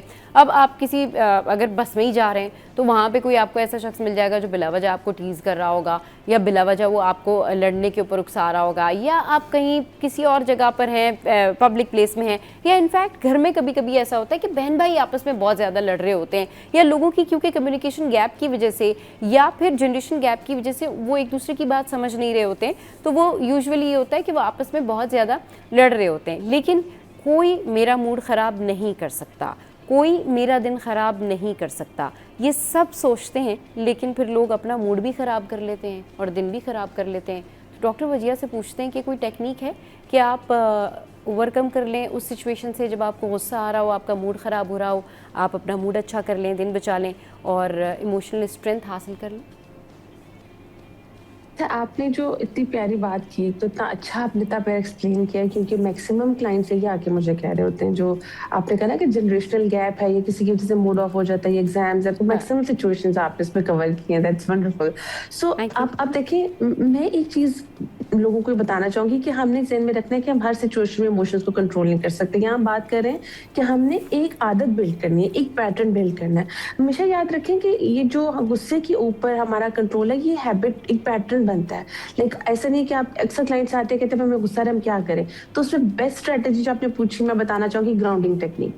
गुस्सा या ग्रीफ इन मोमेंट्स में क्या होता है कि हमारा ज़हन स्टक हो जाता है। ग्राउंडिंग टेक्निक क्या होती है कि हम प्रेजेंट मोमेंट में अपने आप को लाएं। लाइक फॉर एग्जांपल, आप अपने इर्द गिर्द चीज़ों को नोट करना शुरू करें, अपने सेंसेस को इन्वॉल्व करें, स्मेल करें, देखें, कुछ टेस्ट कर सकते हैं वो करें। लाइक फ़ौरन से, लाइक फॉर एग्जांपल, मैं जब बैठी हूँ, मैं उसका टेक्सचर फील कर रही हूँ, वो हार्ड है या सॉफ्ट है, कैसा है, राइट? मैं अपने ड्रेस का कलर नोट कर रही हूँ, वो किस कलर का है, या मैं आपका बैकग्राउंड। तो आप फ़ौरन से अपने आप को, जो प्रेजेंट सिचुएशन है, ये मेडिटेशन की बहुत अच्छी एक्सरसाइजेज हैं, ग्राउंडिंग टेक्निक्स, आप उनको गूगल भी कर सकते हैं। आप फ़ौरन से उनको प्रैक्टिस करें, ये इंस्टेंट आपको रिजल्ट देंगी। सेकेंडली, आप ये नोट करें कि अक्सर लोग जो हैं, उनका ब्रेन थॉट नहीं स्टॉप हो रही होती। थॉट स्टॉपिंग टेक्निक में हम सिखाते हैं अपने क्लाइंट को बैकवर्ड काउंटिंग। लाइक आप 100 से 50 तक 2 डिजिट्स को स्किप करके काउंटिंग करें माइंड में, राइट? या आप जहाँ बैठे हैं, आई थिंक आपको 1 मिनट भी नहीं लगेगा। लेकिन उस टेक्निक से क्या होगा, फौरन से आपका जो माइंड है वो डिस्ट्रैक्ट हो जाएगा। और एक और टेक्निक होती है कि आप अपने बॉडी में सर्टेन प्रेशर्स दें। लाइक फॉर एग्जाम्पल, अगर आप बैकवर्ड काउंटिंग कर रहे हैं, तो आप ये फिंगर है, इसको यहाँ रख के प्रेशर दें। ये इससे क्या होता है कि आप फौरन से अपने दिमाग को, जैसे आप किसी को चुटकी काटते हैं ना, वापस लाते हैं, तो आप अपने दिमाग को वापस लेके आते हैं। एक्चुअली क्या होता है कि जब इमोशंस बहुत हावी होना शुरू होते हैं, तो हमारी बॉडी के अंदर, हमारे ब्रेन के अंदर वो पावर नहीं रहती कि वो हमें रिजिलियंट बनाए, वो हमें हैंडलिंग सिखाए। फिर जो भी हमें गुस्से में समझ आती है, उदासी में आता है, हम करते जाते हैं। तो आपने बिहेवियर को कंट्रोल करने के लिए पहले अपनी बॉडी को कंट्रोल करना है। बॉडी को कंट्रोल करने के लिए कुछ एक्सरसाइज है। इसलिए देखिए, मजहब भी ये कहता है आप पानी पी लें, अपनी सिचुएशन को चेंज कर लें। तो बेसिकली आपने इमोशनल स्ट्रेंथ लेने के लिए फौरन अपनी फिजिकल स्ट्रेंथ लानी है, फिजिकल डिस्ट्रैक्शन लानी है। बिल्कुल ठीक कह रही हैं कि आपने थोड़ा सा फिजिकल डिस्ट्रैक्शन लानी है, ताकि आपको अगर गुस्सा आ रहा है तो आप उस जगह से चले जाएं, या फिर आप अपने इमोशंस को जो हैं वो कंट्रोल कर लें। लेकिन यूजुअली यही होता है कि लोग इमोशंस से इतना जुड़ जाते हैं, इतना प्यार हो जाता है उनको अपने इमोशंस से, गुस्से से इतना कोई उनको प्यार हो जाता है कि वो कहते हैं जी ठीक है, अब तो हमने अपनी बात मनवा कर ही उठना है, या अगर कम से कम कोई हमारी बात नहीं भी सुन रहा है तो हम चीखना शुरू कर देते हैं। तो ये जो वन साइडेड आप अपने इमोशंस के गुलाम हो जाते हैं ना, इससे बाहर निकलने की ज़रूरत है। क्योंकि आप किसी पे शाउट कर रहे हैं तो आपको प्रॉब्लम हो रही है, आपका बीपी हाई हो रहा है, आपको जो है ना बहुत सारे इश्यूज़ हो रहे हैं। लेकिन मसला ये है कि अगर दूसरा खामोश है, या दूसरा खामोशी से वो चीज़ सुन रहा है, या दूसरा भी आपसे बहस कर रहा है, तो 2 लोग जो है वो इफ़ेक्ट हो रहे हैं। अच्छा, ये चीज़ें बहुत ज़्यादा जो है वो बचपन से ही देखी जाती हैं कि हम कहते हैं ना, कुछ बच्चे बचपन में बड़े एनवाइंग होते हैं। आप देखें, बड़े होकर भी वही सबसे ज़्यादा झगड़े कर रहे होते हैं, बड़े होकर भी उन्हीं के अंदर वो आदतें होती हैं, शाउट करना, घर में चीज़ें उठा के फेंक देना। मेरा गुस्सा बड़ा जो है ना वो सख्त किस्म का गुस्सा है, मैं अगर चिल्लाऊँ तो ये हो जाता है। तो इस तरह की उनकी एक कोई पर्सनैलिटी होती है नार्सिसिस्टिक टाइप की। ये कितनी हार्मफुल हो जाती है आगे जाके, जब आप बचपन से ही गुस्सा कर रहे हो लोगों पर? यस, आप जब बचपन से गुस्सा कर रहे हो और हाँ दूसरी चीज मैं ऐड करूंगी और घर वाले उस गुस्से से डर भी रहे हो। हाँ, कोई बच्चा बिल्कुल। गुस्सा कर एक रहा है और घर एक तो वाले आप डर रहे आप हैं। बचपन से एनोइंग हैं, एक तो आप बचपन से गुस्से में रहते हैं, चीज़ें तोड़-फोड़ देते हैं, बड़े होके आप नार्सिसिस्टिक अप्रोच जो है वो कैरी कर रहे होते हैं। ये कितना हार्मफुल होता है ज़रा बताइए, क्योंकि ये नेचर चेंज नहीं हो पाती है लोगों की। हम्म, अच्छा, ये तो बहुत कॉमन सिम्टम्स हुँ, आते हैं हम लोगों में, हाँ, लाइक जो खुद पसंदी है, लाइक हाँ, खुद पसंदी यही होती है ना कि आप अपनी बात मनवाना चाह रहे हैं, हुँ, आप अगले बंदे को अपने मुताबिक करना चाह रहे हैं। अब उसमें नुकसान क्या होता है? हुँ, नुकसान ये होता है कि एक तो नंबर एक, वो जो रिश्ता है ना, जिस पर्सन से आपकी इस चीज पर कंटिन्यूसली लड़ाई हो रही है, स्पेशली अगर वो आपका पार्टनर है, राइट, और बच्चा है या फिर आपका, तो क्या होता है कि आपका रिलेशन खराब होना शुरू होता है। नेचुरल नहीं रहता कभी भी रिलेशन, सामने वाला आपसे डरना शुरू हो जाता है। नंबर टू, उसमें क्या होता है कि आप खुद कितनी बीमारियों की तरफ जाना शुरू हो जाते हैं, क्योंकि आप खुद को विक्टिम समझ रहे हैं। जब भी हम सिचुएशंस में खुद को विक्टिम समझना शुरू कर देते हैं, तो हम सिचुएशन की अकाउंटेबिलिटी नहीं लेते कि क्या ठीक करना है, मेरी क्या गलती है। देखिए, जब सिचुएशंस को टू वे लेके चलते हैं ना, अच्छा मुझे बेहतर करना है, सामने वाले को आप कम्युनिकेट करते हैं कि वो, तो उसमें आप कोई सिचुएशन को बेहतर करते हैं। लेकिन जब आप एक सिचुएशन में समझते हैं कि मेरे साथ गलत हुआ है और दूसरा ही हर बार गलत है, तो उसमें फिर आप इस सिचुएशन से कभी नहीं निकलते। तो इट्स वेरी इंपॉर्टेंट कि आप एक इस तरह की ट्रेड, जो खुद पसंदी की ट्रेड्स हैं, कि आप अपने आप की ही बात खाली कर रहे हैं कि मुझे ये नहीं अच्छा लगता, मेरे साथ ये बुरा हो रहा है, मुझे मुझे क्यों नहीं इंपॉर्टेंस दी जाती, राइट। तो आपको सबसे पहले तो इंट्रोस्पेक्ट करने की जरूरत है। ऐसे लोगों को एक तो थेरेपी की सख्त जरूरत होती है, क्योंकि वो, उनको थेरेपी सिखाता है उनके पैटर्न्स कितने टॉक्सिक हो रहे हैं उनके लिए और दूसरों के लिए।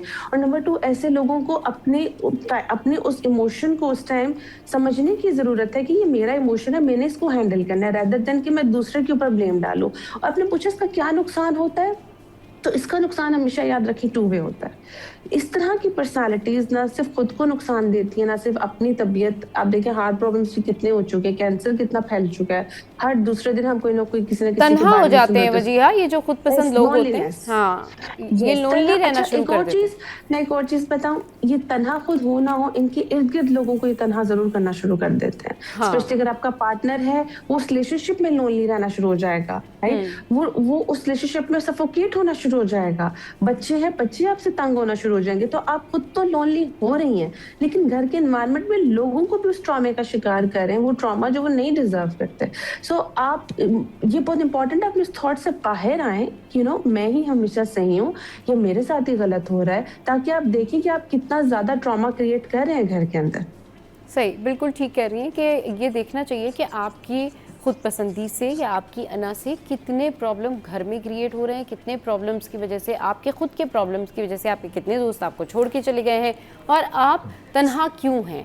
मतलब अगर कोई शख्स तन्हा है और उसको लगता है उसकी बड़े सारे दोस्त हैं लेकिन फिर भी वो तन्हा है, मतलब उसको लगता है नहीं यार सब ऐसे ही हैं। अब ये जो एक टर्म आ गई है ना कि भाई आजकल तो सब ऐसे ही हैं, बस सब जो है वो सेल्फिश किस्म के हैं, कोई दोस्त नहीं होता, किसी से ऐसा नहीं होता, ये थॉट भी लोगों का जो है ना वो मेंटल पीस ख़राब कर रही है। ऐसा नहीं होता। अगर बहुत 10 में से आपके 5 लोग ऐसे होते हैं जो वाकई आपके अच्छे दोस्त होते हैं, आपके अच्छे कंपेनियंस हो सकते हैं।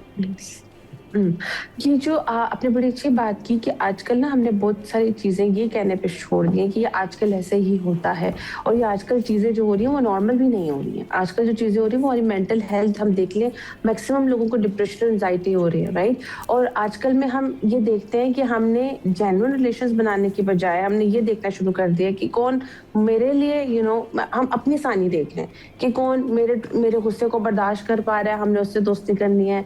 और आजकल ये लाइक साइकोलॉजिकली भी लोग बहुत कहते हैं जो आपसे प्यार करता है आपको गुस्सा बर्दाश्त करेगा, या आपकी हाँ, टॉक्सिक मतलब चीजें, ये मुझे लॉजिक समझ में नहीं आती, ये क्या लॉजिक है ज़रा बताइए कि जो आपसे सो प्यार करता है वो इसलिए आपका गुस्सा बर्दाश्त करेगा। ये वही लिखता है जिसके खुद ये प्रॉब्लम होता है, क्योंकि नॉर्मली ये नहीं लिखा जाता, राइट। हाँ, कि एक जो आपसे प्यार करता है वो आपको रियलाइज कराएगा कि दिस इज रॉन्ग। जो आपसे प्यार करता है वो आपको उस चीज से निकालेगा, रेदर देन कि आपको उस डब्बे में छोड़ देगा और खुद भी बैठ जाएगा आपके साथ रोना शुरू कर देगा जिंदगी में। नहीं, जो आपसे प्यार करता है हमेशा याद रखें कि वो आपकी उस चीज को चेंज करने में आपकी हेल्प करेगा। और आप अगर उससे प्यार करते हैं तो आप भी उस हेल्प को एक्सेप्ट करेंगे, रेदर देन कि आप एक दीवार खड़ी कर दें कि नहीं, इसको तो दीवार के उस पार ही रखना है क्योंकि ये मुझे समझ नहीं रहा। तो एक तो तो हमने जो अंडरस्टैंडिंग, इतनी शैलो अंडरस्टैंडिंग बना ली ना अपने माइंड में कि ये प्यार की डेफिनेशंस को जिस तरह से हमने बना ली, ये हमें और वीक कर रहा है। जो आपने टॉपिक बताया ना, इमोशनली रेजिलिएंट होने के लिए हमें ऐसे लोगों की भी जरूरत होती है कि जो क्वेश्चन करें हमारे बिहेवियर्स के ऊपर। बहुत पहले टाइम पे ऐसे होता था कि बच्चे लड़के घर में गुस्सा करते थे, माँ डर के बैठ जाती थी, या हस्बैंड्स करते थे तो बीवियां सहम के बैठ जाती थी। तो ये कोई पॉजिटिव साइन नहीं है। आप अगले को और शेयर बना रहे होते हो, उसको और ज्यादा बता रहे होते हैं कि यू आर राइट, और इसी तरह तुम मुझे कंट्रोल कर सकते हो। तो खुदारा प्लीज इन बिहेवियर्स को, इन टॉक्सिक बिहेवियर्स को डील करें, खुद भी अपने घर में भी खुद को भी सिखाएं, खुद भी अपने नर्व्स को इतना स्ट्रांग करें। और इसमें सबसे बड़ा ताल्लुक जो है ना वो ये है कि काइंड बने।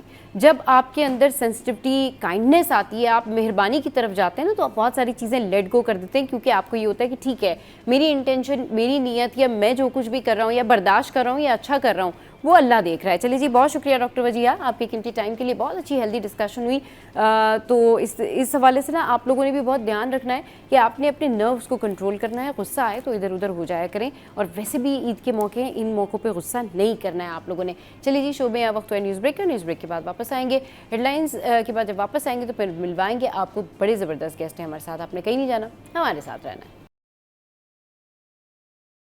Welcome back. भाई अब कुछ बात कर लेते हैं हम एसिडिटी के हवाले से, यानी मैदे में तेज़ाबियत, ज़्यादा खाना, ओवर ईटिंग करना। अच्छा, अब होता ये है कि खाने इतने मज़े मज़े के होते हैं बड़ी ईद पर, फ्रेश मीट होता है तो हाथ नहीं रुकता है, और लोग फिर क्या करते हैं कि ज़्यादा खाते हैं। अब जब ज़्यादा खाते हैं तो पेट भर जाता है लेकिन दिल नहीं भरता, तो फिर बार बार खा रहे होते हैं। थोड़ी थोड़ी देर में बारबेक्यू ले रहे हैं, फिर उन्होंने जो है वो निहारी खा लेनी है, फिर बिरयानी खा लेनी है, और पूरा दिन कुर्बानी के बाद से शाम तक ये सारा सिलसिला शुरू रहता है। फिर दावतें होती हैं। तो ये ओवर ईटिंग जो है, इसकी वजह से एसिडिटी होती है। इसका क्या करें, किस तरह से होम रेमेडी करें, इस पर बात करने के लिए नैयर ज़िक्रिया हमारे साथ मौजूद है। नैयर आपा को शो में वेलकम करते हैं। अस्सलाम वालेकुम आपा, गुड मॉर्निंग, कैसी हैं आप? जी अल्हम्दुलिल्लाह बेटे, मैं बिल्कुल ठीक हूँ। अच्छा, ये बताइए, आपने बड़ी ईद की तैयारियां कर ली? हाँ जी, बिल्कुल। आपको पता है, जो बड़ी ईद की तैयारियां होती हैं, खवातीन जो है वो, उनका ज्यादा वक्त जो है वो किचन में गुजरता है। हाँ। तो इस बड़ी ईद की जो तैयारियां होती हैं वो होते हैं मसाला जार। अदरक, लहसुन, प्याज, सारी चीजों को किस तरह से बनाना है, किस तरह से जो है वो इनको सेव करना है, ताकि ईद के दिन जब दावतें हो, खाने वगैरह बनाने हो, तो वो फिर कम टाइम के अंदर जो है ना वो सारी चीजें जो है वो हमारी मैनेज हो, और बड़ी जल्दी से जो है वो सारा खाना वगैरह बन जाए।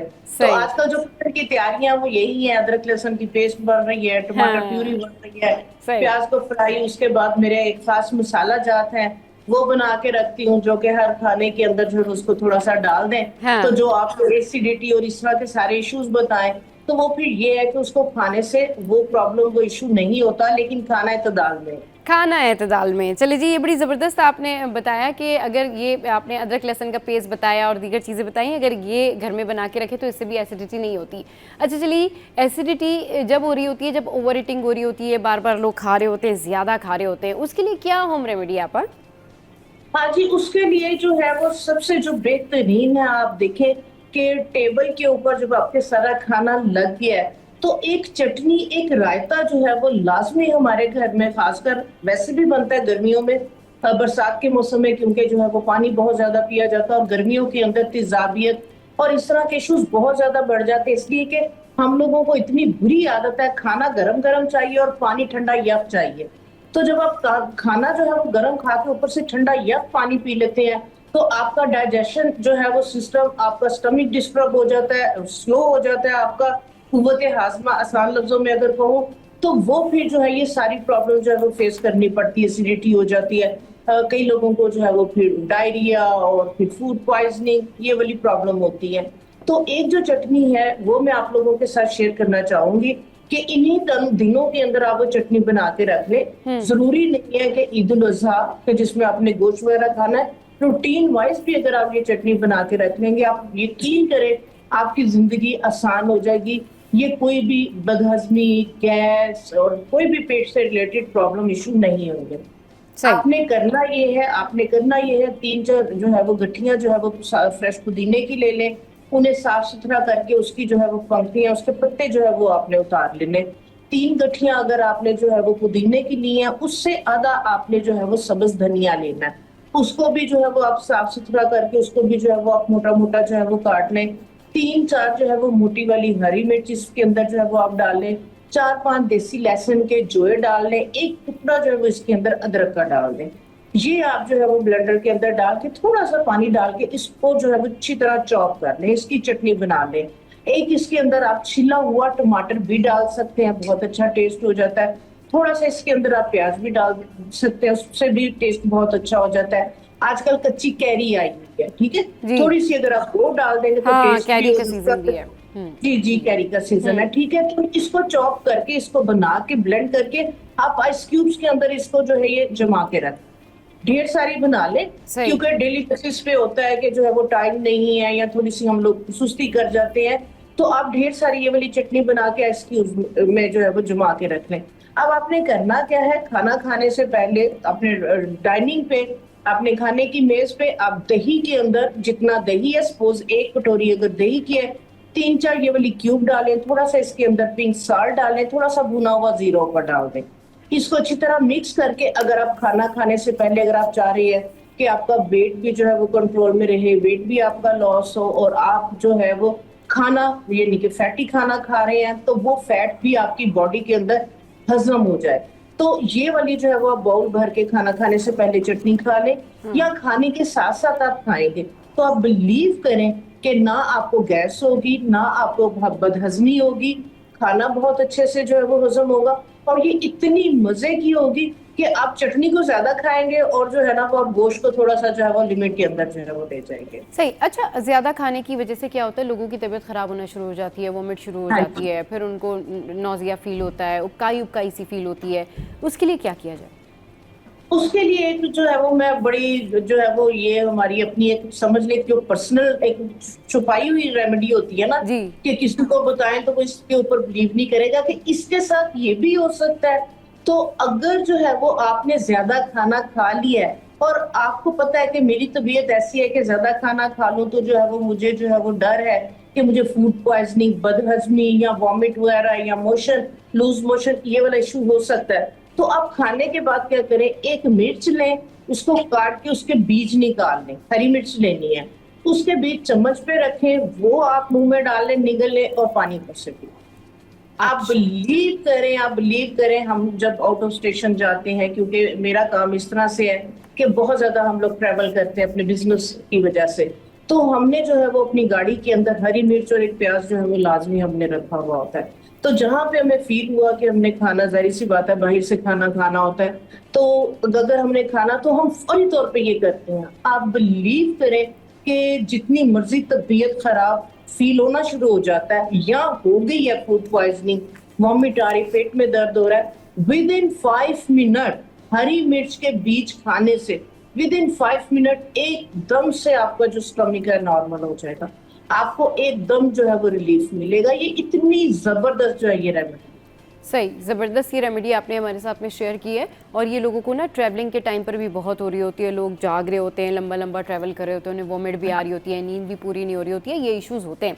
अच्छा, अब क्योंकि बड़ी ईद पे ना फ्रेश मीट होता है, तो फ्रेश मीट बहुत सारे लोगों को प्रॉब्लम करता है, गम्स में भी प्रॉब्लम होती है। फ्रेश मीट से मुराद ये कि वो लोग पूरा साल जब मीट नहीं खा रहे होते हैं और फिर बड़ी ईद पर जब वो फ्रेश मीट खा रहे होते हैं, तो क्या होता है कि जब गोश्त खाते हैं ज़्यादा तादाद में तो लोगों को प्रॉब्लम शुरू हो जाती है, तो उनको गम्स में प्रॉब्लम होती है, पेट दर्द की भी कुछ लोग शिकायत करते हैं, मैदे में भी भारीपन होता है। हाजमे के लिए क्या करें?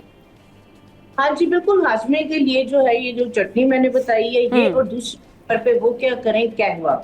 एक मैं कहवा आपके साथ शेयर करती हूँ, ठीक है।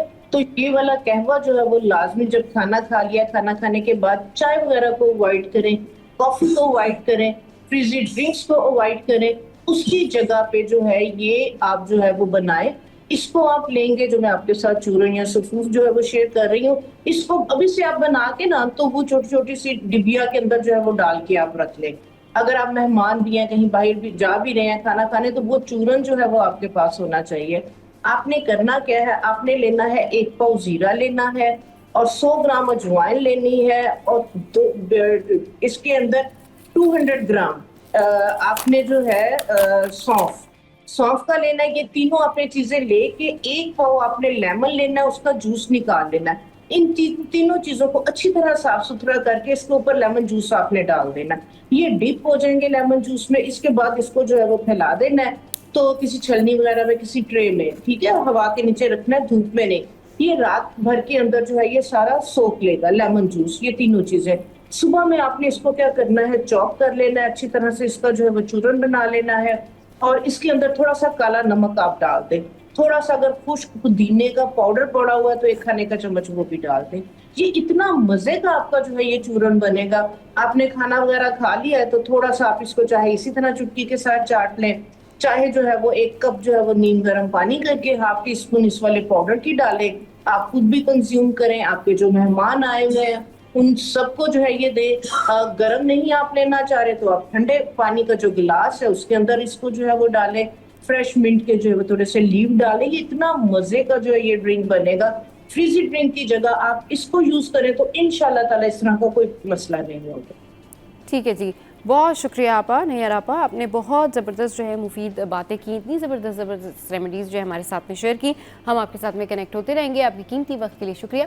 चलिए जी, यहाँ वक्त हुआ है एक ब्रेक का, और ब्रेक के बाद वापस आएंगे तो फिर आपको लेके जाएंगे मवेशी मंडी, जहाँ हमारे करस्पॉन्डेंट मौजूद हैं और जानते हैं भाई क्या कुछ हो रहा है वहाँ पर। Stay with us. Welcome back. तो भाई मवेशी मंडी की जानिब रुख करेंगे और क्या सूरत हाल है, कौन कौन से वहाँ पर जानवर आए हुए हैं, ख़रीदार और व्यापारी में आपस में क्या क्या सौदे हो रहे हैं, क्या सिचुएशन है, अभी ताज़ा तरीन सूरत हाल जानते हैं। हमारे करस्पॉन्डेंट बसीम ने हमें ज्वाइन किया है, उनसे जानते हैं कि जी क्या सूरत हाल है। जी बसीम, अपडेट कीजिए, कहाँ मौजूद हैं, क्या सूरत हाल है और क्या कुछ हो रहा है मंडी में। नहीं गलत बता रहा हूँ। आज बिल्कुल पहले तो मैं आपको बताना चाहूँगा कि मैं इस वक्त मौजूद हूँ मलेर की मवेशी मंडी में, और यहाँ पे हम कवरेज करने के लिए तो आए हैं, लेकिन क्योंकि मंडी बहुत कंजस्टेड है तो हमें भी बड़ा बीच बचाव करके, अपना ध्यान करके, अपना ख्याल करके यहाँ पे कवरेज करनी पड़ रही है, क्योंकि यहाँ से जो है वो गाय आती हैं जो ख़रीदते हैं, फिर उनको इन्हीं गाड़ियों में चढ़ाया जाता है। तो हमें भी ख्याल करना पड़ता है कि हम यहाँ ख़बर बना रहे हैं, कहीं ऐसा ना हो कि कोई गाय हमें लात मारे या टक्कर मारे और हमारी ही खबर बन जाए। रही बात यहाँ पे कवरेज के हवाले से, तो यहाँ पे सूरत हाल ये है कि यहाँ पे सौदे हो भी रहे हैं और सौदे मामूली फ़र्क से टूट भी रहे हैं। इसके साथ साथ अगर हम बात करें जानवरों के हवाले से, तो ये जो बछड़ा है जो कि थोड़ा सा नखरीला भी है और इसके साथ साथ थोड़ा सा खुराट भी है, यानी कि हमारी लैंग्वेज होती है कि क्या कहते हैं, खतरनाक भी है। जी जी। इसकी कीमत है 2,70,000 रुपये बताई जा रही है। अच्छा। और इसी तरह से दीगर जो जानवर भी हैं उनकी कीमतें भी जो हैं वो कमोबेश 2,70,000, 2,80,000, 3 लाख, 4 लाख, 5 लाख, 7 लाख, जैसी खूबसूरती और जैसा वज़न है उस हवाले से उनकी कीमतें यहाँ पे मुकर्रर की गई हैं। और लोग जो हैं वो आ भी रहे हैं, ख़रीदारी भी कर रहे हैं। यहाँ से लोग जानवर ख़रीद के अपने अपने इलाकों में लेकर भी जा रहे हैं। इस वक्त मेरे साथ इस बछड़े के, जिसको मैंने कहा कि ख़तरनाक है, इसके व्यापारी मौजूद हैं, से जानते हैं। ये आपने 2,70,000 रुपये की इसकी कीमत लगाई, इसकी कीमत किस तरीके से मुकर्रर की आप? ये हमने इस तरह मुकर्रर जी इस तरह मुकर्रर कर दिया है। अभी इसका दाम लग रहा है हमें 2,30, 2,40 तक दाम लग रहा है, तो नहीं देंगे ना, हमारा नुकसान हो रहा है। सही है। अभी एक ही दाना है, ये बेच कर फिर चले जाएंगे। तो कहाँ से आए आप? हम डिस्ट्रिक्ट कश्मीर से। ठीक है जी। जी बिल्कुल, कश्मीर से ये आए हैं। और यहाँ पे जो इसकी कीमत लगाई जा रही है, यानी कि एक मिसाल के तौर पे कि इनका बताना है कि 2,30,000 या 2,40,000 रुपये बताई जा रही है जो ख़रीदार इसकी कीमत लगा रहे हैं, लेकिन इनका कहना है कि ये एक जानवर इनके पास बचा है और 2,70,000 रुपये ये इसकी डिमांड कर रहे हैं। ताहम जो हमारी ख़रीदारों से बात हुई है, ख़रीदारों का ये कहना है कि पिछले साल के मुकाबले में इस साल दाम ज़्यादा हैं। और इसके साथ साथ व्यापारियों से जब पूछा जाता है कि दाम भाई इस बार क्यों ज़्यादा है, तो वही कहते हैं कि अखराजात बढ़ गए, चारा महंगा हो गया, फिर इनको अपने आबाई इलाकों से मंडी तक लेके आना है तो किराए भी ज़्यादा होते हैं, जो जानवर हैं उनका ख्याल भी रखना पड़ता है। तो इन तमाम तर सूरत हाल को मद्देनज़र रखते हुए, तमाम तर अखराजात का तखमीना लगाते हुए और उसी में अपना मुनाफा शामिल करके ये अपनी जो है ये कीमतें जो है वो मुकर्रर करते हैं। मुझे थोड़ा सा ख्याल भी करना पड़ता है कि ये जानवर जी बिल्कुल, हिफाजत से एहतियात भी कीजिए और रिपोर्टिंग भी कीजिए सकते हैं। तो जी बिल्कुल। और बल्कि मैं अपने चैनल के तवज्जुह से शहरियों को ये आगाह करना चाहूँगा कि वो मंडी आए तो एहतियात से आएँ और चौकन्ने रहें, यानी कि अगर किसी जानवर के पास जाते हैं तो ऐसे नहीं कि वो बिल्कुल ही जो है वो उसकी मोहब्बत में पागल हो गए जानवर के पास चले गए। हाँ। जानवर है वो सर भी घुमा सकता है, लात भी मार सकता है, कहीं ऐसा ना हो कि मोहब्बत के चक्कर में आप ज़ख्मी हो जाएं। तो लोग ख्याल भी करें और प्यार भी करें जानवरों से। ज़ाहिर बात है कि सुन्नत इब्राहिमी का फरीज़ा जो है वो हमें प्यार, मोहब्बत, इसार और कुर्बानी सिखाता है। तो लोग जो हैं वो जानवरों में अपनी जो है वो मोहब्बत लुटाएं, लेकिन एहतियात के साथ, कहीं ऐसा ना हो कि वो ज़ख्मी हो जाए ईद वाले दिन। जी बिल्कुल, मंडी जाएं लेकिन एहतियात के साथ जाएं और साथ साथ SOPs के साथ जाएं, मास्क वगैरह का जो है वो इस्तेमाल ज़रूर करें। अच्छा ये बताइए अभी क्या सिचुएशन है, कितने सौदे हो गए सुबह से, कुछ पता चल सका है? ऑलमोस्ट यहाँ पे जो करीब करीब लोग ये बता रहे हैं लेके जा रहे हैं लोग और मनमानी कीमतों पर लेके जा रहे हैं या कुछ नेगोशिएशन भी कर रहे हैं लोग? देखिए मंडी का एक उसूल रहा है, और सिर्फ यही मंडी नहीं बल्कि अगर हम बाज़ार भी जाते हैं कुछ खरीदारी के लिए तो वहाँ पे बार्गेनिंग होती है। और यहाँ पे भी यही है कि लोगों से हमारी सुबह से अब तक जो बात हुई है जिन्होंने जानवर ख़रीदे, जिसमें बच्चियाँ हो गई, बछड़े हो गए या फिर गायें हो गई, तो उनका ये कहना है कि वो रात से आए हुए हैं, यानी कि रात से आए हुए हैं तो उन्होंने मेहनत की है और इसके साथ साथ वो अपनी जिन मनपसंद जानवर पर हाथ रखते थे उसके रेट कुछ और पता जा रहे, लेकिन उन्होंने हिम्मत नहीं हारी और कहीं ना कहीं कोई सेटलमेंट हुई। यानी कि कहीं थोड़ा सा जो व्यापारी है उन्होंने रिलैक्सेशन दी, तो कहीं पे जो ख़रीदार है उन्होंने भी जो है वो थोड़ा सा फराख दिली का मुजाहरा किया और फिर इस तरीके से सौदे बन रहे हैं और बने भी हैं। इसके साथ साथ लोग यहाँ पर आ भी रहे हैं क्योंकि हम यहाँ पे सुबह से देख रहे हैं कि ताहाल जो है वो अंदरूनी मुल्क से यहाँ पर जानवरों के जो ट्रक्स हैं उनकी आमद का सिलसिला जारी है। और इससे यही पता चलता है कि मलिर की इस मंडी में सौदे बन भी रहे हैं।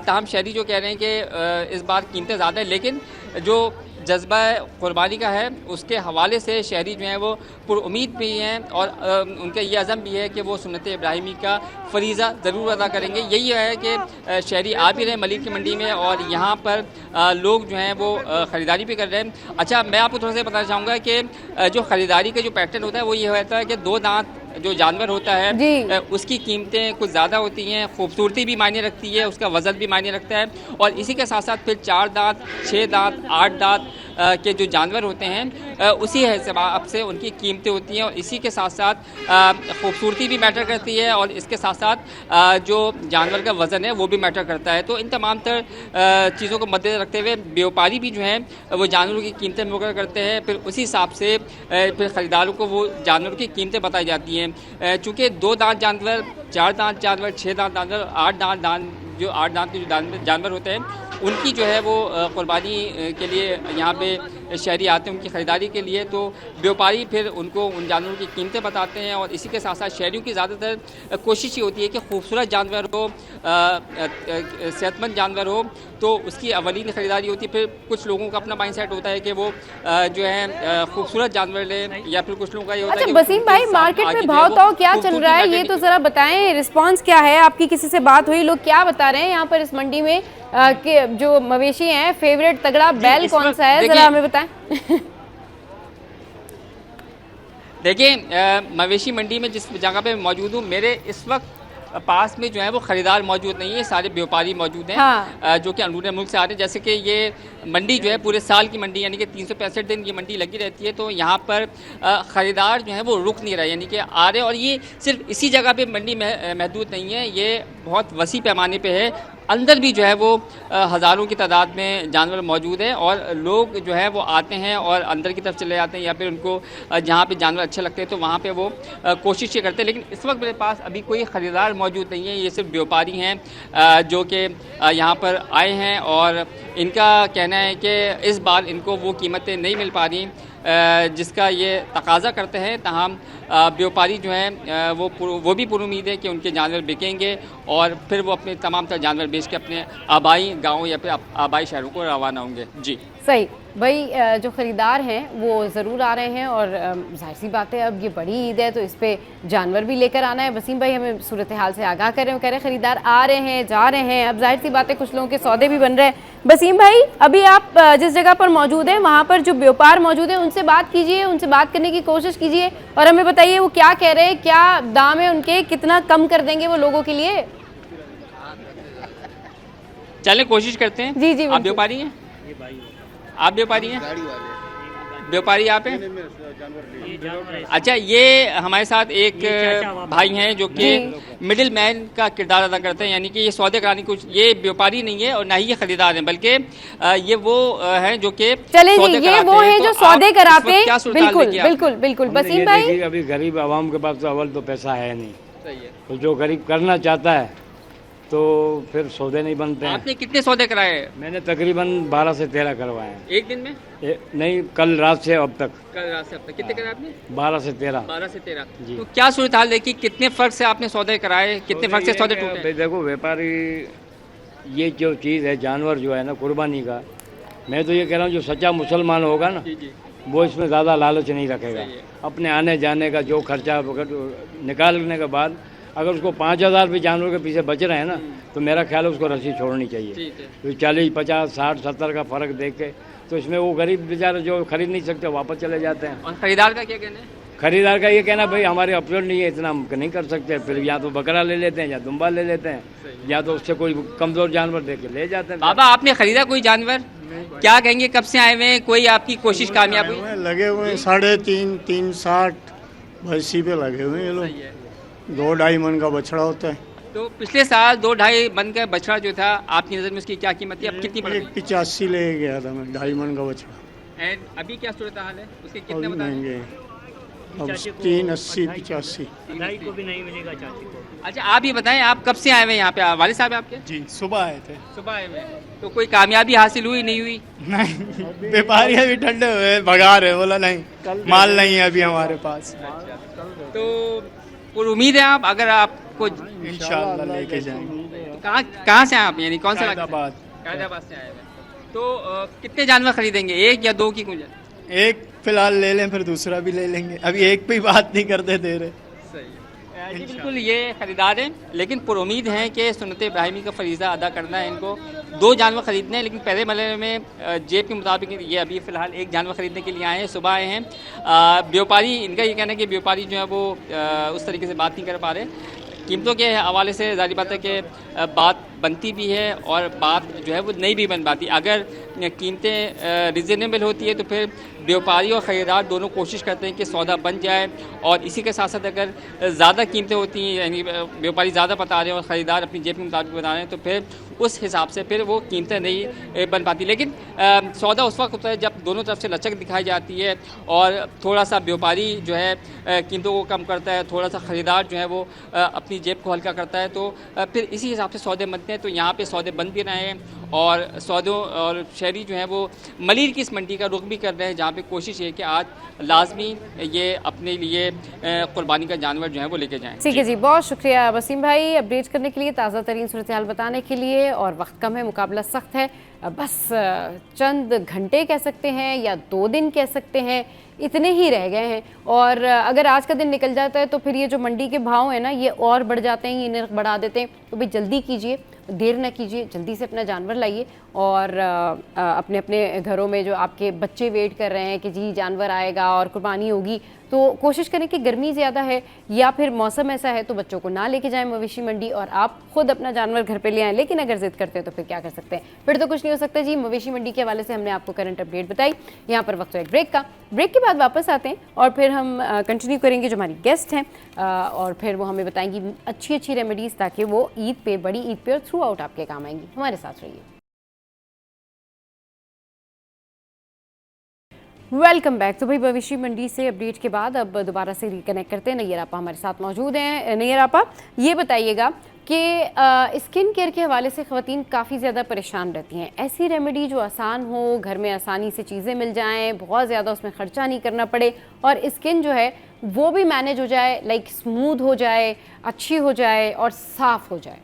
जी हाँ जी, बिल्कुल। मैं आपको एक इंस्टेंट इस तरह की जो है वो रेमेडी शेयर करती हूँ कि एक ही जो है वो पाउडर, ये आपकी क्लिनजिंग भी करेगा, आपके डीप पोर्स से impurities, black head, white head को रिमूव करेगा, आपकी ड्राई डेड लेयर को रिमूव करके आपको जो है वो एक फेशियल रिजल्ट जो है वो मिलेंगे 10 मिनट्स में। और ये चीजें जो मैं आपके साथ शेयर करने जा रही हूँ, आप देखिए कि ईद के दिनों में कचरी पाउडर आता है, बहुत ज्यादा गोश्त को गलाने के लिए खवातीन जो है वो हंडिया में डालती हैं। बेसिकली ये कचरी पाउडर जो कच्चा पपीता है उसका ड्राइड जो है ये पाउडर होता है। तो आपने क्या करना है, आपने ये कच्चा पपीते का पाउडर कोई ले ले पंसारी की दुकान से, या कचरी पाउडर, ठीक है, ये बॉक्स में पैकेट्स में मिलता है जिसमें आपके मसाले वगैरह मिलते हैं। आप क्या करें, 1 चाय का चम्मच जो है ये कचरी का पाउडर ले, 1 चाय का चम्मच इसके अंदर आप जो है वो मुल्तानी मिट्टी, अगर ऑयली स्किन है, अगर आपकी ड्राई स्किन है तो इसके अंदर आपने मैदा या आम जौ का आटा या गंदम का आटा, दोनों 1-1 चाय की चम्मच लेनी है। 1 चुटकी इसके अंदर आपने हल्दी की डालनी है और इसको आपने दही के अंदर इसकी पेस्ट बनानी, थोड़ा सा लेमन जूस इसमें डाल दें, जस्ट 3 या 4 कतरे, बहुत ज्यादा नहीं डालना। दही में आप इसकी पेस्ट बनाएं। फिर इसको वॉश करने के बाद ये एक मास्क की तरह से आपकी पेस्ट बनेगी। इसको आपने पूरे फेस के ऊपर लगा लेना है। 10 मिनट तक ये आपके फेस पे लगा रहे। 10 मिनट के बाद आपने क्या करना है, ये ड्राई हो जाएगा।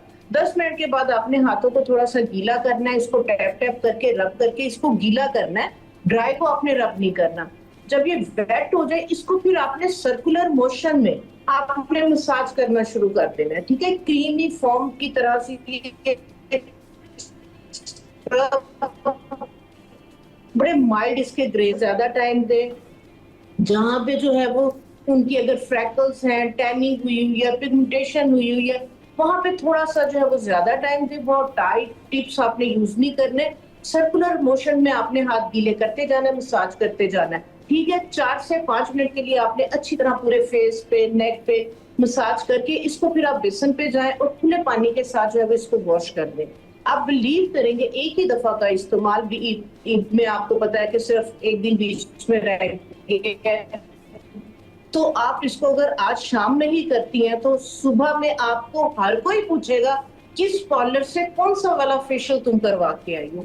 इतने आउटस्टैंडिंग रिजल्ट है इसके एक ही दफा के इस्तेमाल से। आपके ब्लैक हेड्स, आपके व्हाइट हेड्स, आपकी डेड लेयर, आप जिनको फ्रैकल्स छाइयां समझ रही थी जबकि वो एक ड्राई डेड लेयर बनी हुई थी, सन टैन हुआ था, तो वो एक ही दफा के इस्तेमाल के बाद इंशाल्लाह ताला आपकी स्किन की टोन जो है वो इवन हो जाएगी, नीट क्लीन हो जाएगी। इसको धोने के बाद आपने लाजमी तौर पे क्या करना है, आपने जो है वो 2 टेबलस्पून दूध लेना है, 1 विटामिन ई का कैप्सूल डालना है, 1 चुटकी हल्दी की, चंद ड्रॉप्स आपने लेमन जूस के, इसको मिक्स करके कॉटन के साथ बाद में आपने अपने पूरे फेस पे इसको जो है वो लगाना है, ड्राई हो जाए फिर लगाना है। जस्ट लाइक ये वाला जो 2 टेबलस्पून मिल्क है ये आपने अपनी स्किन को पिला देना है, अपनी स्किन को लगा देना है, ये सारा स्किन के अंदर चला जाएगा। ओवरनाइट इसको फिर जो है वो आपने सारी रात फेस को वॉश नहीं करना, सुबह में उठ के आपने फेस को वॉश करना है। ये आपकी स्किन को मॉइस्चराइज करेगा, आपके रिजल्ट को लॉक करेगा जो है, ठीक है। तो आप ये करें तो आपको जो है कंप्लीट फेशियल के रिजल्ट, न सिर्फ फेशियल के रिजल्ट मिलेंगे, आपकी स्किन की जितनी भी प्रॉब्लम्स इशू है उसको जो है ये ट्रीट करेगा। सिर्फ वो लोग इसको यूज नहीं करें जिनकी एक्टिव एक्नी है, ब्लड वाली एक्नी है, पस वाली एक्नी है, वो इसको अवॉइड करें, बाकी हर कोई इसको यूज कर सकते। सही, बिल्कुल ठीक कह रही हैं। बहुत ज़बरदस्त रेमेडी जो है वो आपने हमारे साथ में शेयर की है। अच्छा नैयर आपा, ये बताइए कि ये तो चलें स्किन वाइटनिंग के लिए हो गया, ग्लो करने के लिए हो गया, और ग्लो तो हर किसी को चाहिए स्किन पे, लेकिन ये बताएं कि स्किन को जो है ना वो साफ़ करने का तरीका, साफ़ से मुराद ये कि आपकी नेचुरल स्किन जो है उसके ऊपर दाग धब्बे ना हो, आसान अल्फाज में पिंपल्स के निशान कैसे जाएंगे, झाइयाँ कैसे ख़त्म होंगी, टू टोन स्किन का क्या हल है, और खुरदुरी स्किन जो है उसकी क्या रेमेडी है, ये सारी चीज़ें जो है वो बताएं कि क्या रेमेडी कर सकते हैं इसके लिए। हाँ जी, इसके लिए मैं आपके साथ एक हर्बल पाउडर फेस वॉश ये मैं आपके साथ शेयर करना चाहूंगी। आप आम जो काउंटर पे पड़े फेस वॉश यूज कर रहे होते हैं, ये आपकी स्किन के मॉइस्चर को जो है ये डिस्टर्ब कर देते हैं, आपकी स्किन को ड्राई करते हैं, ठीक है। आप अपने फेस वॉश क्लींजिंग के पॉइंट ऑफ व्यू से इसको दिन में 2-3 दफा यूज कर रहे होते हैं, तो मैं आपको एक हर्बल पाउडर आपके साथ शेयर करती हूँ। आपने फेस वॉश को साइड पे कर देना है, आपने साबुन यूज नहीं करना, तो आप देखें आपको मैजिकल रिजल्ट इस हर्बल पाउडर के मिलेंगे। आपने क्या करना है, 1 पाव आपने रीठों का पाउडर, ये सारी चीजें आपको पंसारी की दुकान से मिल जाएंगी। हार्डली आपका ये 100 रुपए का जो है ये फार्मूला 100 रुपए का नुस्खा बनेगा, जो कि आपका आराम से 2 से 3 महीने जो है वो चलेगा, ठीक है, और सेफ है, हर्बल है, ऑर्गेनिक है। 1 पाव आपने रीठों का पाउडर लेना है, 1 पाव आपने माश की दाल का पाउडर लेना है, 1 पाव आपने चावलों का आटा लेना है, 1 पाव आपने मसूर की दाल का आटा लेना है, ठीक है। ये सारी चीजें आपने 1-1 पाव ले ली। इसके अंदर 3 टेबलस्पून आपने मुलट्ठी का पाउडर डालना है। 1 चाय की चम्मच आपने इसके अंदर जो है वो हल्दी डालनी है और 1 चाय की चम्मच घी, सिर्फ चाहे लेमन के छिलके चाहे माल्टे के, लेमन के अवॉइड करें, माल्टे के छिलके खुश्क पाउडर ये आपको पंसारी से आराम से मिल जाएंगे। 1 टेबलस्पून वो और 1 टेबलस्पून आपने खुश्क गुलाब की पत्तियों का पाउडर। ये सारी चीजें आप मिक्स करके आप एक जो है वो कंटेनर में डाल के इसको रख लें। इसके अंदर आपकी जो मेडिसिन की बॉटल्स के अंदर से जो पोटली निकलती है सिलिका जेल की, वो लाजमी इसके अंदर रख दें ताकि नमी वगैरह ना आए, तो कोई भी इसके अंदर जो है वो जैसे सुसरी वगैरह पड़ जाती है वो नहीं पड़े। ये आपका आराम से 6 माह के लिए जो है ये सेफ हो गया। अब इसको यूज आपने कैसे करना है, जब आपने फेस वॉश करना है 1 चाय की चम्मच के बराबर जो है इसको हाथ पे ले, वॉशरूम में चले जाए, थोड़ा सा पानी डालें, मिक्स करें, ये प्रॉपर आपका एक फॉर्म बनेगा। इसके साथ जो है वो आप चेहरे के ऊपर लगाएं, मसाज करें 1 से 2 मिनट और चेहरे को वॉश कर दें। आप बिलीव करें कि आप इसको बनाएं, एक ही दफा का जो यूज है ये आपको ग्लास स्किन जो है वो लुक देगा। आपकी स्किन में शाइन आएगी, ग्लो आएगी, आपकी टैनिंग को खत्म करेगा। दानों के बाद के जो दाग धब्बे हैं वो खत्म करने बड़े मुश्किल होते हैं। इसको अगर आप रेगुलर बेस पे यूज करना शुरू करेंगे तो इंशाल्लाह ताला इसके साथ जो दानों के बाद के जो दाग धब्बे हैं इसके साथ वो भी खत्म होंगे। और जिन्हें आप फ्रैकल्स समझ रहे थे कि ये छाइयां हैं और वो आपकी बेसिकली जो है वो एक ड्राई डेड लेयर बनी हुई थी, इसके इस्तेमाल के साथ आहिस्ता आहिस्ता वो भी खत्म हो जाएगी। इसको आप सुबह भी यूज कर सकते हैं, शाम में भी यूज कर सकते हैं। किसी किस्म के इसके अंदर हार्मफुल इंग्रेडिएंट, कोई हार्मफुल इसका जो है वो साइड इफेक्ट नहीं है। तो आपके और एक मैं टोनर जरूर खवातीन के लिए शेयर करना चाहूंगी जिनका टाइम जो है वो ज्यादा किचन में गुजरता है, ऑयली स्किन है, बहुत ज्यादा पसीना आ रहा होता है, ओपन पोर्स हो जाती है, उसके बाद फिर खारिश, इचिंग, रैश, जब वो बेचारी किचन से बाहर आती हैं तो फिर एक्नी जो है वो, जिनकी ऑयली स्किन होती है, एक्नी स्टार्ट हो जाती है। कुछ बेचारियों को समझ नहीं लग रहा होता क्या करें। आप क्या करें कि आप 100 ml जो है वो रोज वाटर ले लें, हाफ टी स्पून इसमें फटकरी का पाउडर, हाफ टी स्पून इसके अंदर आपका फूल इसके अंदर डाल लें और थोड़ी सी जो है वो आप पुदीने की पत्तियां जो है वो मैश करके इसके अंदर आप वो जो है वो डाल दें। इसके अंदर चंद कतरे जो है वो आप लेमन जूस के डाल दें, ठीक है। नहीं भी डालना चाह रही है, आपको सूट नहीं करता, आप उसको छोड़ दें। ये वाला जो टोनर है आप इसको फ्रिज में रखें, ठीक है। किचन में जाने से पहले आप क्या करें, इसको शेक करें, अपने फेस पे स्प्रे कर। आप बिलीव करें कि अगर आपको पसीना भी आएगा किचन में काम करते हुए तो वो ऐसे आपको फील होगा कि जैसे मेरे सामने जो है वो एसी लगा हुआ है। इतनी आपको कूलिंग इफेक्ट, इतनी आपको ठंडक मिलेगी। ये गर्मी दाने ब्लस्टर बन जाते हैं, बच्चों के पित्त बन जाती है, उनको जो है ये कूल डाउन करेगा, स्किन को नॉर्मल करेगा। इचिंग, रैश, खारिश हो रही है, इसको स्प्रे करें, आपको सेकंड्स के अंदर जो है वो रिलीफ मिलेगा। ओपन पोर्स हैं जिन लोगों के, ये पोर्स को मिनिमाइज करेगा। तो ये कमाल का टोनर है, ठीक है। इसको बना के आप फ्रिज में रखें और लाजमी खवातीन किचन में जाने से पहले, फेस को वॉश करने के बाद लाजमी जो है वो इसको यूज करें। उनकी स्किन के ऊपर कोई भी जो है वो प्रॉब्लम इशू होंगे ही नहीं इंशाल्लाह। सही। अच्छा, क्या होता है कि जो लोग बहुत ज़्यादा स्पोर्ट्स में इन होते हैं या फिर जो लोग बहुत ज़्यादा वर्किंग वुमेन्स हैं या मर्द हजरात भी बाहर आते जाते हैं तो उनकी गर्दन बहुत काली हो जाती है और हाथ पांव भी बहुत काले हो जाते हैं, उसके लिए क्या करें?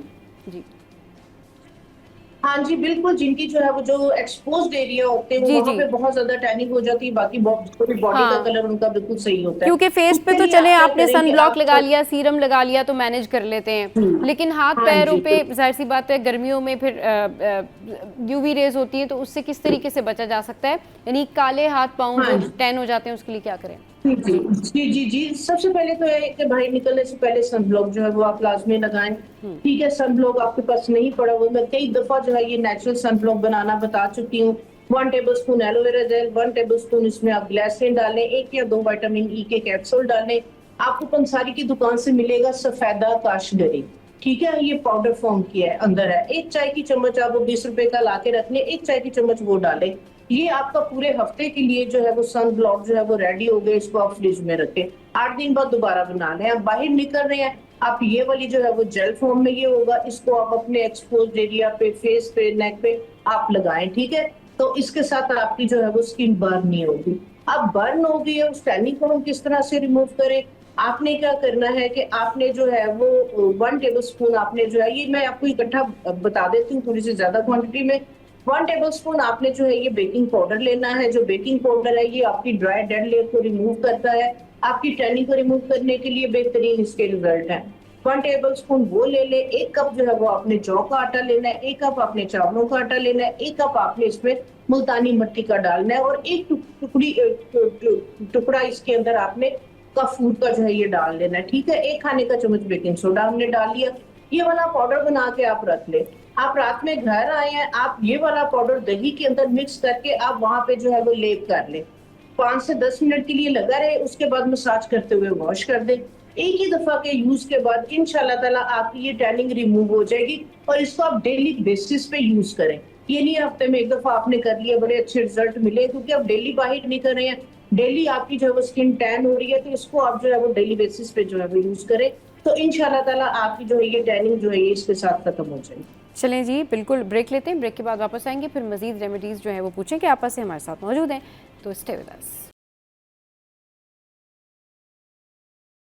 Welcome back. नैयर आपा हमारे साथ मौजूद है ना, स्किन केयर के हवाले से हम उनसे रेमेडीज़ पूछ रहे हैं। अच्छा आपा, जिस तरीके से आप अभी बता रही थी काली गर्दन या हाथ पैर जो टैन हो जाते हैं उसकी रेमेडी, इसके अलावा ये बताइए कि बहुत सारे लोग ना उनको इशू ये होता है कि उनके डार्क सर्कल्स होते हैं और वो थ्रू आउट वो डार्क सर्कल्स जा नहीं रहे होते हैं। कुछ लोग उनको कहते हैं जी ठीक है, अगर आपकी फैमिली हिस्ट्री है तो आपकी फैमिली हिस्ट्री में डार्क सर्कल हैं, तो फिर ये तो डार्क सर्कल्स तो इतने तो रहेंगे, थोड़ा लाइट हो सकते हैं, थोड़ा सा बेहतर हो सकते हैं। तो अगर जिनकी फैमिली हिस्ट्री हो, क्या उनके भी जो डार्क सर्कल्स हैं वो रिमूव हो सकते हैं? एक तो ये बताइएगा, उसके लिए क्या रेमेडी है, या जो डार्क सर्कल की रेमेडी होती है ओवरऑल वो एक ही रेमेडी है, वो सब चीज़ों के ऊपर चल जाएगी कि किसी में खून की कमी है इस वजह से डार्क सर्कल हैं, कोई सही से नींद पूरी नहीं कर रहा है इस वजह से डार्क सर्कल्स हैं, या कुछ लोगों के जेनेटिकली भी होते हैं, इसके लिए रेमेडी बताइए। हाँ जी बिल्कुल, जेनेटिकली जो है वो मैंने मोस्टली देखा कि फैमिलीज में होते हैं, लेकिन अगर जेनेटिकली हो तो वो बचपन से ही हो ना, वो कम एज ही हो ना। तो जब कम एज में वो प्रॉब्लम इशू नहीं है, 15 साल तक वो प्रॉब्लम नहीं है, 20 साल तक वो प्रॉब्लम नहीं है, तो वो फिर 20 साल के बाद ये इशू प्रॉब्लम क्यों हो रही है? तो वहां पे फिर यही चीज आ जाती है कि आया जो है वो जिस तरह से आपने बताया, नींद का पूरा ना होना, खून की कमी का होना। तो इसके लिए जो है वो मैं आपके साथ जो है वो 2 रेमेडी शेयर करती हूँ। एक तो इनटेक करने के लिए, क्योंकि जब तक इंटरनली आपका जो सिस्टम है, जो जिन विटामिन मिनरल्स की जो है, जिन अमोनिया एसिड्स की आपकी बॉडी के अंदर जो है वो डेफिशिएंसी है, कमी है, जब तक वो पूरी नहीं होगी, हम एक्सटर्नली जो चीजें मर्जी यूज कर लें, टेम्परेरी तो रिजल्ट मिलेगा, लेकिन जो प्रॉब्लम इशू है वो स्टिल वहीं पे रहेगा। इसके लिए जो है, जो मेरी एक फेवरेट चीज है, वो लाजमी जो है वो मैं शेयर भी करती हूँ और मैं यूज भी करती हूँ, लाजमी यूज करती हूँ। खासकर ये वाली जो रेमेडी है, वो बच्चे जिनमें खून की कमी, आयरन की कमी है बहुत ज्यादा, और वो बच्चियां जो पेल है बहुत ज्यादा, कलर तो उनका जो है वो फेयर है, और जिनको जो है वो ब्लड की कमी, एनीमिक है, ठीक है।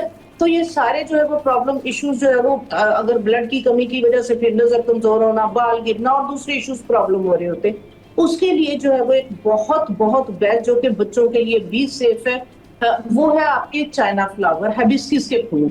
हिबिस्कस के फूल इतनी कमाल की चीज, उसका जो है वो क्या हुआ, वो इतनी कमाल की चीज है, वो ना सिर्फ खून की कमी को पूरा करेगा, पेल कलर पे पिंक टोन जो है वो लेके आएगा, बच्चियों के हार्मोन्स अनबैलेंस है उसको बैलेंस करेगा, बॉडी के अंदर बहुत ज्यादा हिद्दत की वजह से एक्नी वगैरह हो रही है, बाल जो है वो गिर रहे हैं बहुत ज्यादा, तो ये बॉडी के टेम्परेचर को जो है ये नॉर्मल करता है। इसके कमाल के जो है वो रिजल्ट है, फैटी लिवर के लिए बहुत अच्छा, और जिनका किसी भी तरह से स्टमन फैट है, वेट लॉस नहीं हो रहा, फैटी लिवर है, उन सब के लिए ये वाला जो ड्रिंक है कमाल की चीज है।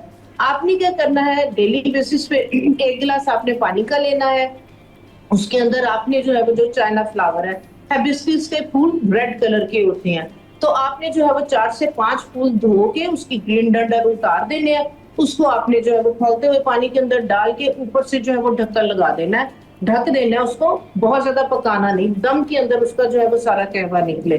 तो उसके बाद आपने क्या करना है, ग्लास के अंदर स्ट्रेन करके इसको निकाल ले। जिन्हें ठंडा अगर सूट नहीं करता है, या जिनका जो है वो बॉडी टेम्परेचर जो है वो गर्म है, उनके लिए बेहतरीन है। जिनका ठंडा रहता है तो वो इसके अंदर थोड़ा सा दालचीनी का टुकड़ा और 2 लौंग डाल दें, फिर ये उनके लिए भी बेस्ट हो जाएगा। ठीक हो गया। इसको स्टेन करके इसके अंदर आप हाफ लेमन जूस जो है स्क्विज कर ले, गरम गरम होगा, इसी के अंदर लेमन का छिलका भी डाल, लेमन के छिलके के अंदर जो सिट्रस है, जो विटामिन सी है, उसका कंटेंट इतना स्ट्रॉन्ग और इतना जबरदस्त, और उसका अरोमा, उसके अंदर जो एसेंशियल ऑयल है, वो सारा दिन आपको रिलैक्स और रिफ्रेश रखने के लिए मैं कहती हूँ कमाल की चीज है। लेमन के छिलके फेंके नहीं, ये बड़े कीमती हैं, इसकी मैं रेमेडीज आपके साथ शेयर करूंगी। ये वाला कहवा अगर आप खाली पेट लेना शुरू कर देते हैं, दिन में 2 दफा लें, 3 दफा लें, तो आप बिलीव करें जिनके डार्क सर्कल किसी भी तरह से नहीं जा रहे, उनका पेल कलर है, हर तरह की जो है वो खुराकें भी खा ली उन्होंने, जो है वो फॉलिक एसिड्स भी जो है वो यूज कर लिए, फॉलिक एसिड की वजह से मैदे में दर्द वगैरह शुरू हो गई। तो ये सबके लिए जो है वो कमाल की चीज है। ये डार्क सर्कल्स को खत्म करेगा, ये आपके फेस के ऊपर पिंक टोन लेके आएगा, आपकी अगर जो है वो पिगमेंटेशन है फेस के ऊपर, उसको जो है ये खत्म करेगा, और बच्चियों के हार्मोन्स बैलेंस करेगा। बच्चियों के जो पीरियड्स रेगुलर नहीं होते वो रेगुलर होंगे। ये मैं कहती हूँ कि मल्टीपल इसके बेनिफिट है। गर्मियां हैं, आप फौरन से पहले ये वाला कहवा शुरू कर दें। ये एक ब्यूटी ड्रिंक है। आपकी बॉडी में, आपकी स्किन पे कोई भी प्रॉब्लम इशू है, तो ये वाला जो फूल है ये उन सब मसलों का जो हल है। इसके बाद आपने आई जोन पे लगाना क्या है, ठीक है। आप देखेंगे जगह जगह आजकल जो है वो गेंदे के फूल लगे हुए हैं, वो सिर्फ शादी ब्याह वगैरह के अंदर जो है वो यूज होते हैं, उसके बाद उसको फेंक दिया जाता है। आप क्या करें, गेंदे के फूल ढेर सारे लेके, इनको धो के, इनके ग्रीन डंडल निकाल लें, इनकी पंखुड़ियों को जो है वो सुखा के रख लें। इसका जो है वो आप पाउडर बना लें। पाउडर बना के इसको अच्छी तरह से छान लें किसी कपड़े मलमल के में से, ताकि इसका जो पाउडर है बहुत फाइन पाउडर हमें चाहिए, ठीक है। आपने क्या करना है, आपने 2 टेबलस्पून एलोवेरा जेल ली, 1 टीस्पून आपने ये वाला जो है वो पाउडर डालना है, जो कि हमने जो है वो गेंदे के फूलों का बनाया, और 1 चाय की चम्मच इसके अंदर आपने कॉफी की डालनी है, और 1 खाने का चम्मच इसमें आप ग्लिसरीन का डाल दो, 2 से 3 इसमें विटामिन ई के कैप्सूल डाल दे। ये एक जेल फॉर्म में आपकी जो है वो एक बेहतरीन क्रीम रेडी हो जाएगी। ये क्रीम आप जो है वो रात को सोने से पहले अपनी आई जोन पे, अपने डार्क सर्कल्स पे जो है वो आप लगाना शुरू कर दें, तो और साथ नींद को पूरा करें, ठीक है। अपनी हाइड्रेशन, पानी का इंटेक जो है ये प्रॉपर करें। ये वाला जो मैंने कहवा है बिस्किट्स का बताया है, ये लेना शुरू करें, तो इंशाल्लाह ताला जो है वो 15 दिनों के बाद, ठीक है। ये नहीं है रात को आपने लगाया या रात को 1 दिन किया तो अगले दिन आप कहें कि बस मुझे जो है वो फौरी तौर पे रिजल्ट चाहिए। 15 दिनों के बाद विजिबल रिजल्ट इंशाल्लाह ताला आपको मिलने शुरू हो। चलिए जी, बहुत शुक्रिया नैयर आपा आपके कीमती वक्त के लिए। बहुत ज़बरदस्त रेमेडीज़ आपने हमारे साथ में शेयर की है। शो का टाइम एंड अप हो गया। आज का शो आपको कैसे लगा ये बताइएगा हमारी सोशल साइट पर। हंसते रहिए, मुस्कुराते रहिए, कीप वॉचिंग City at 10।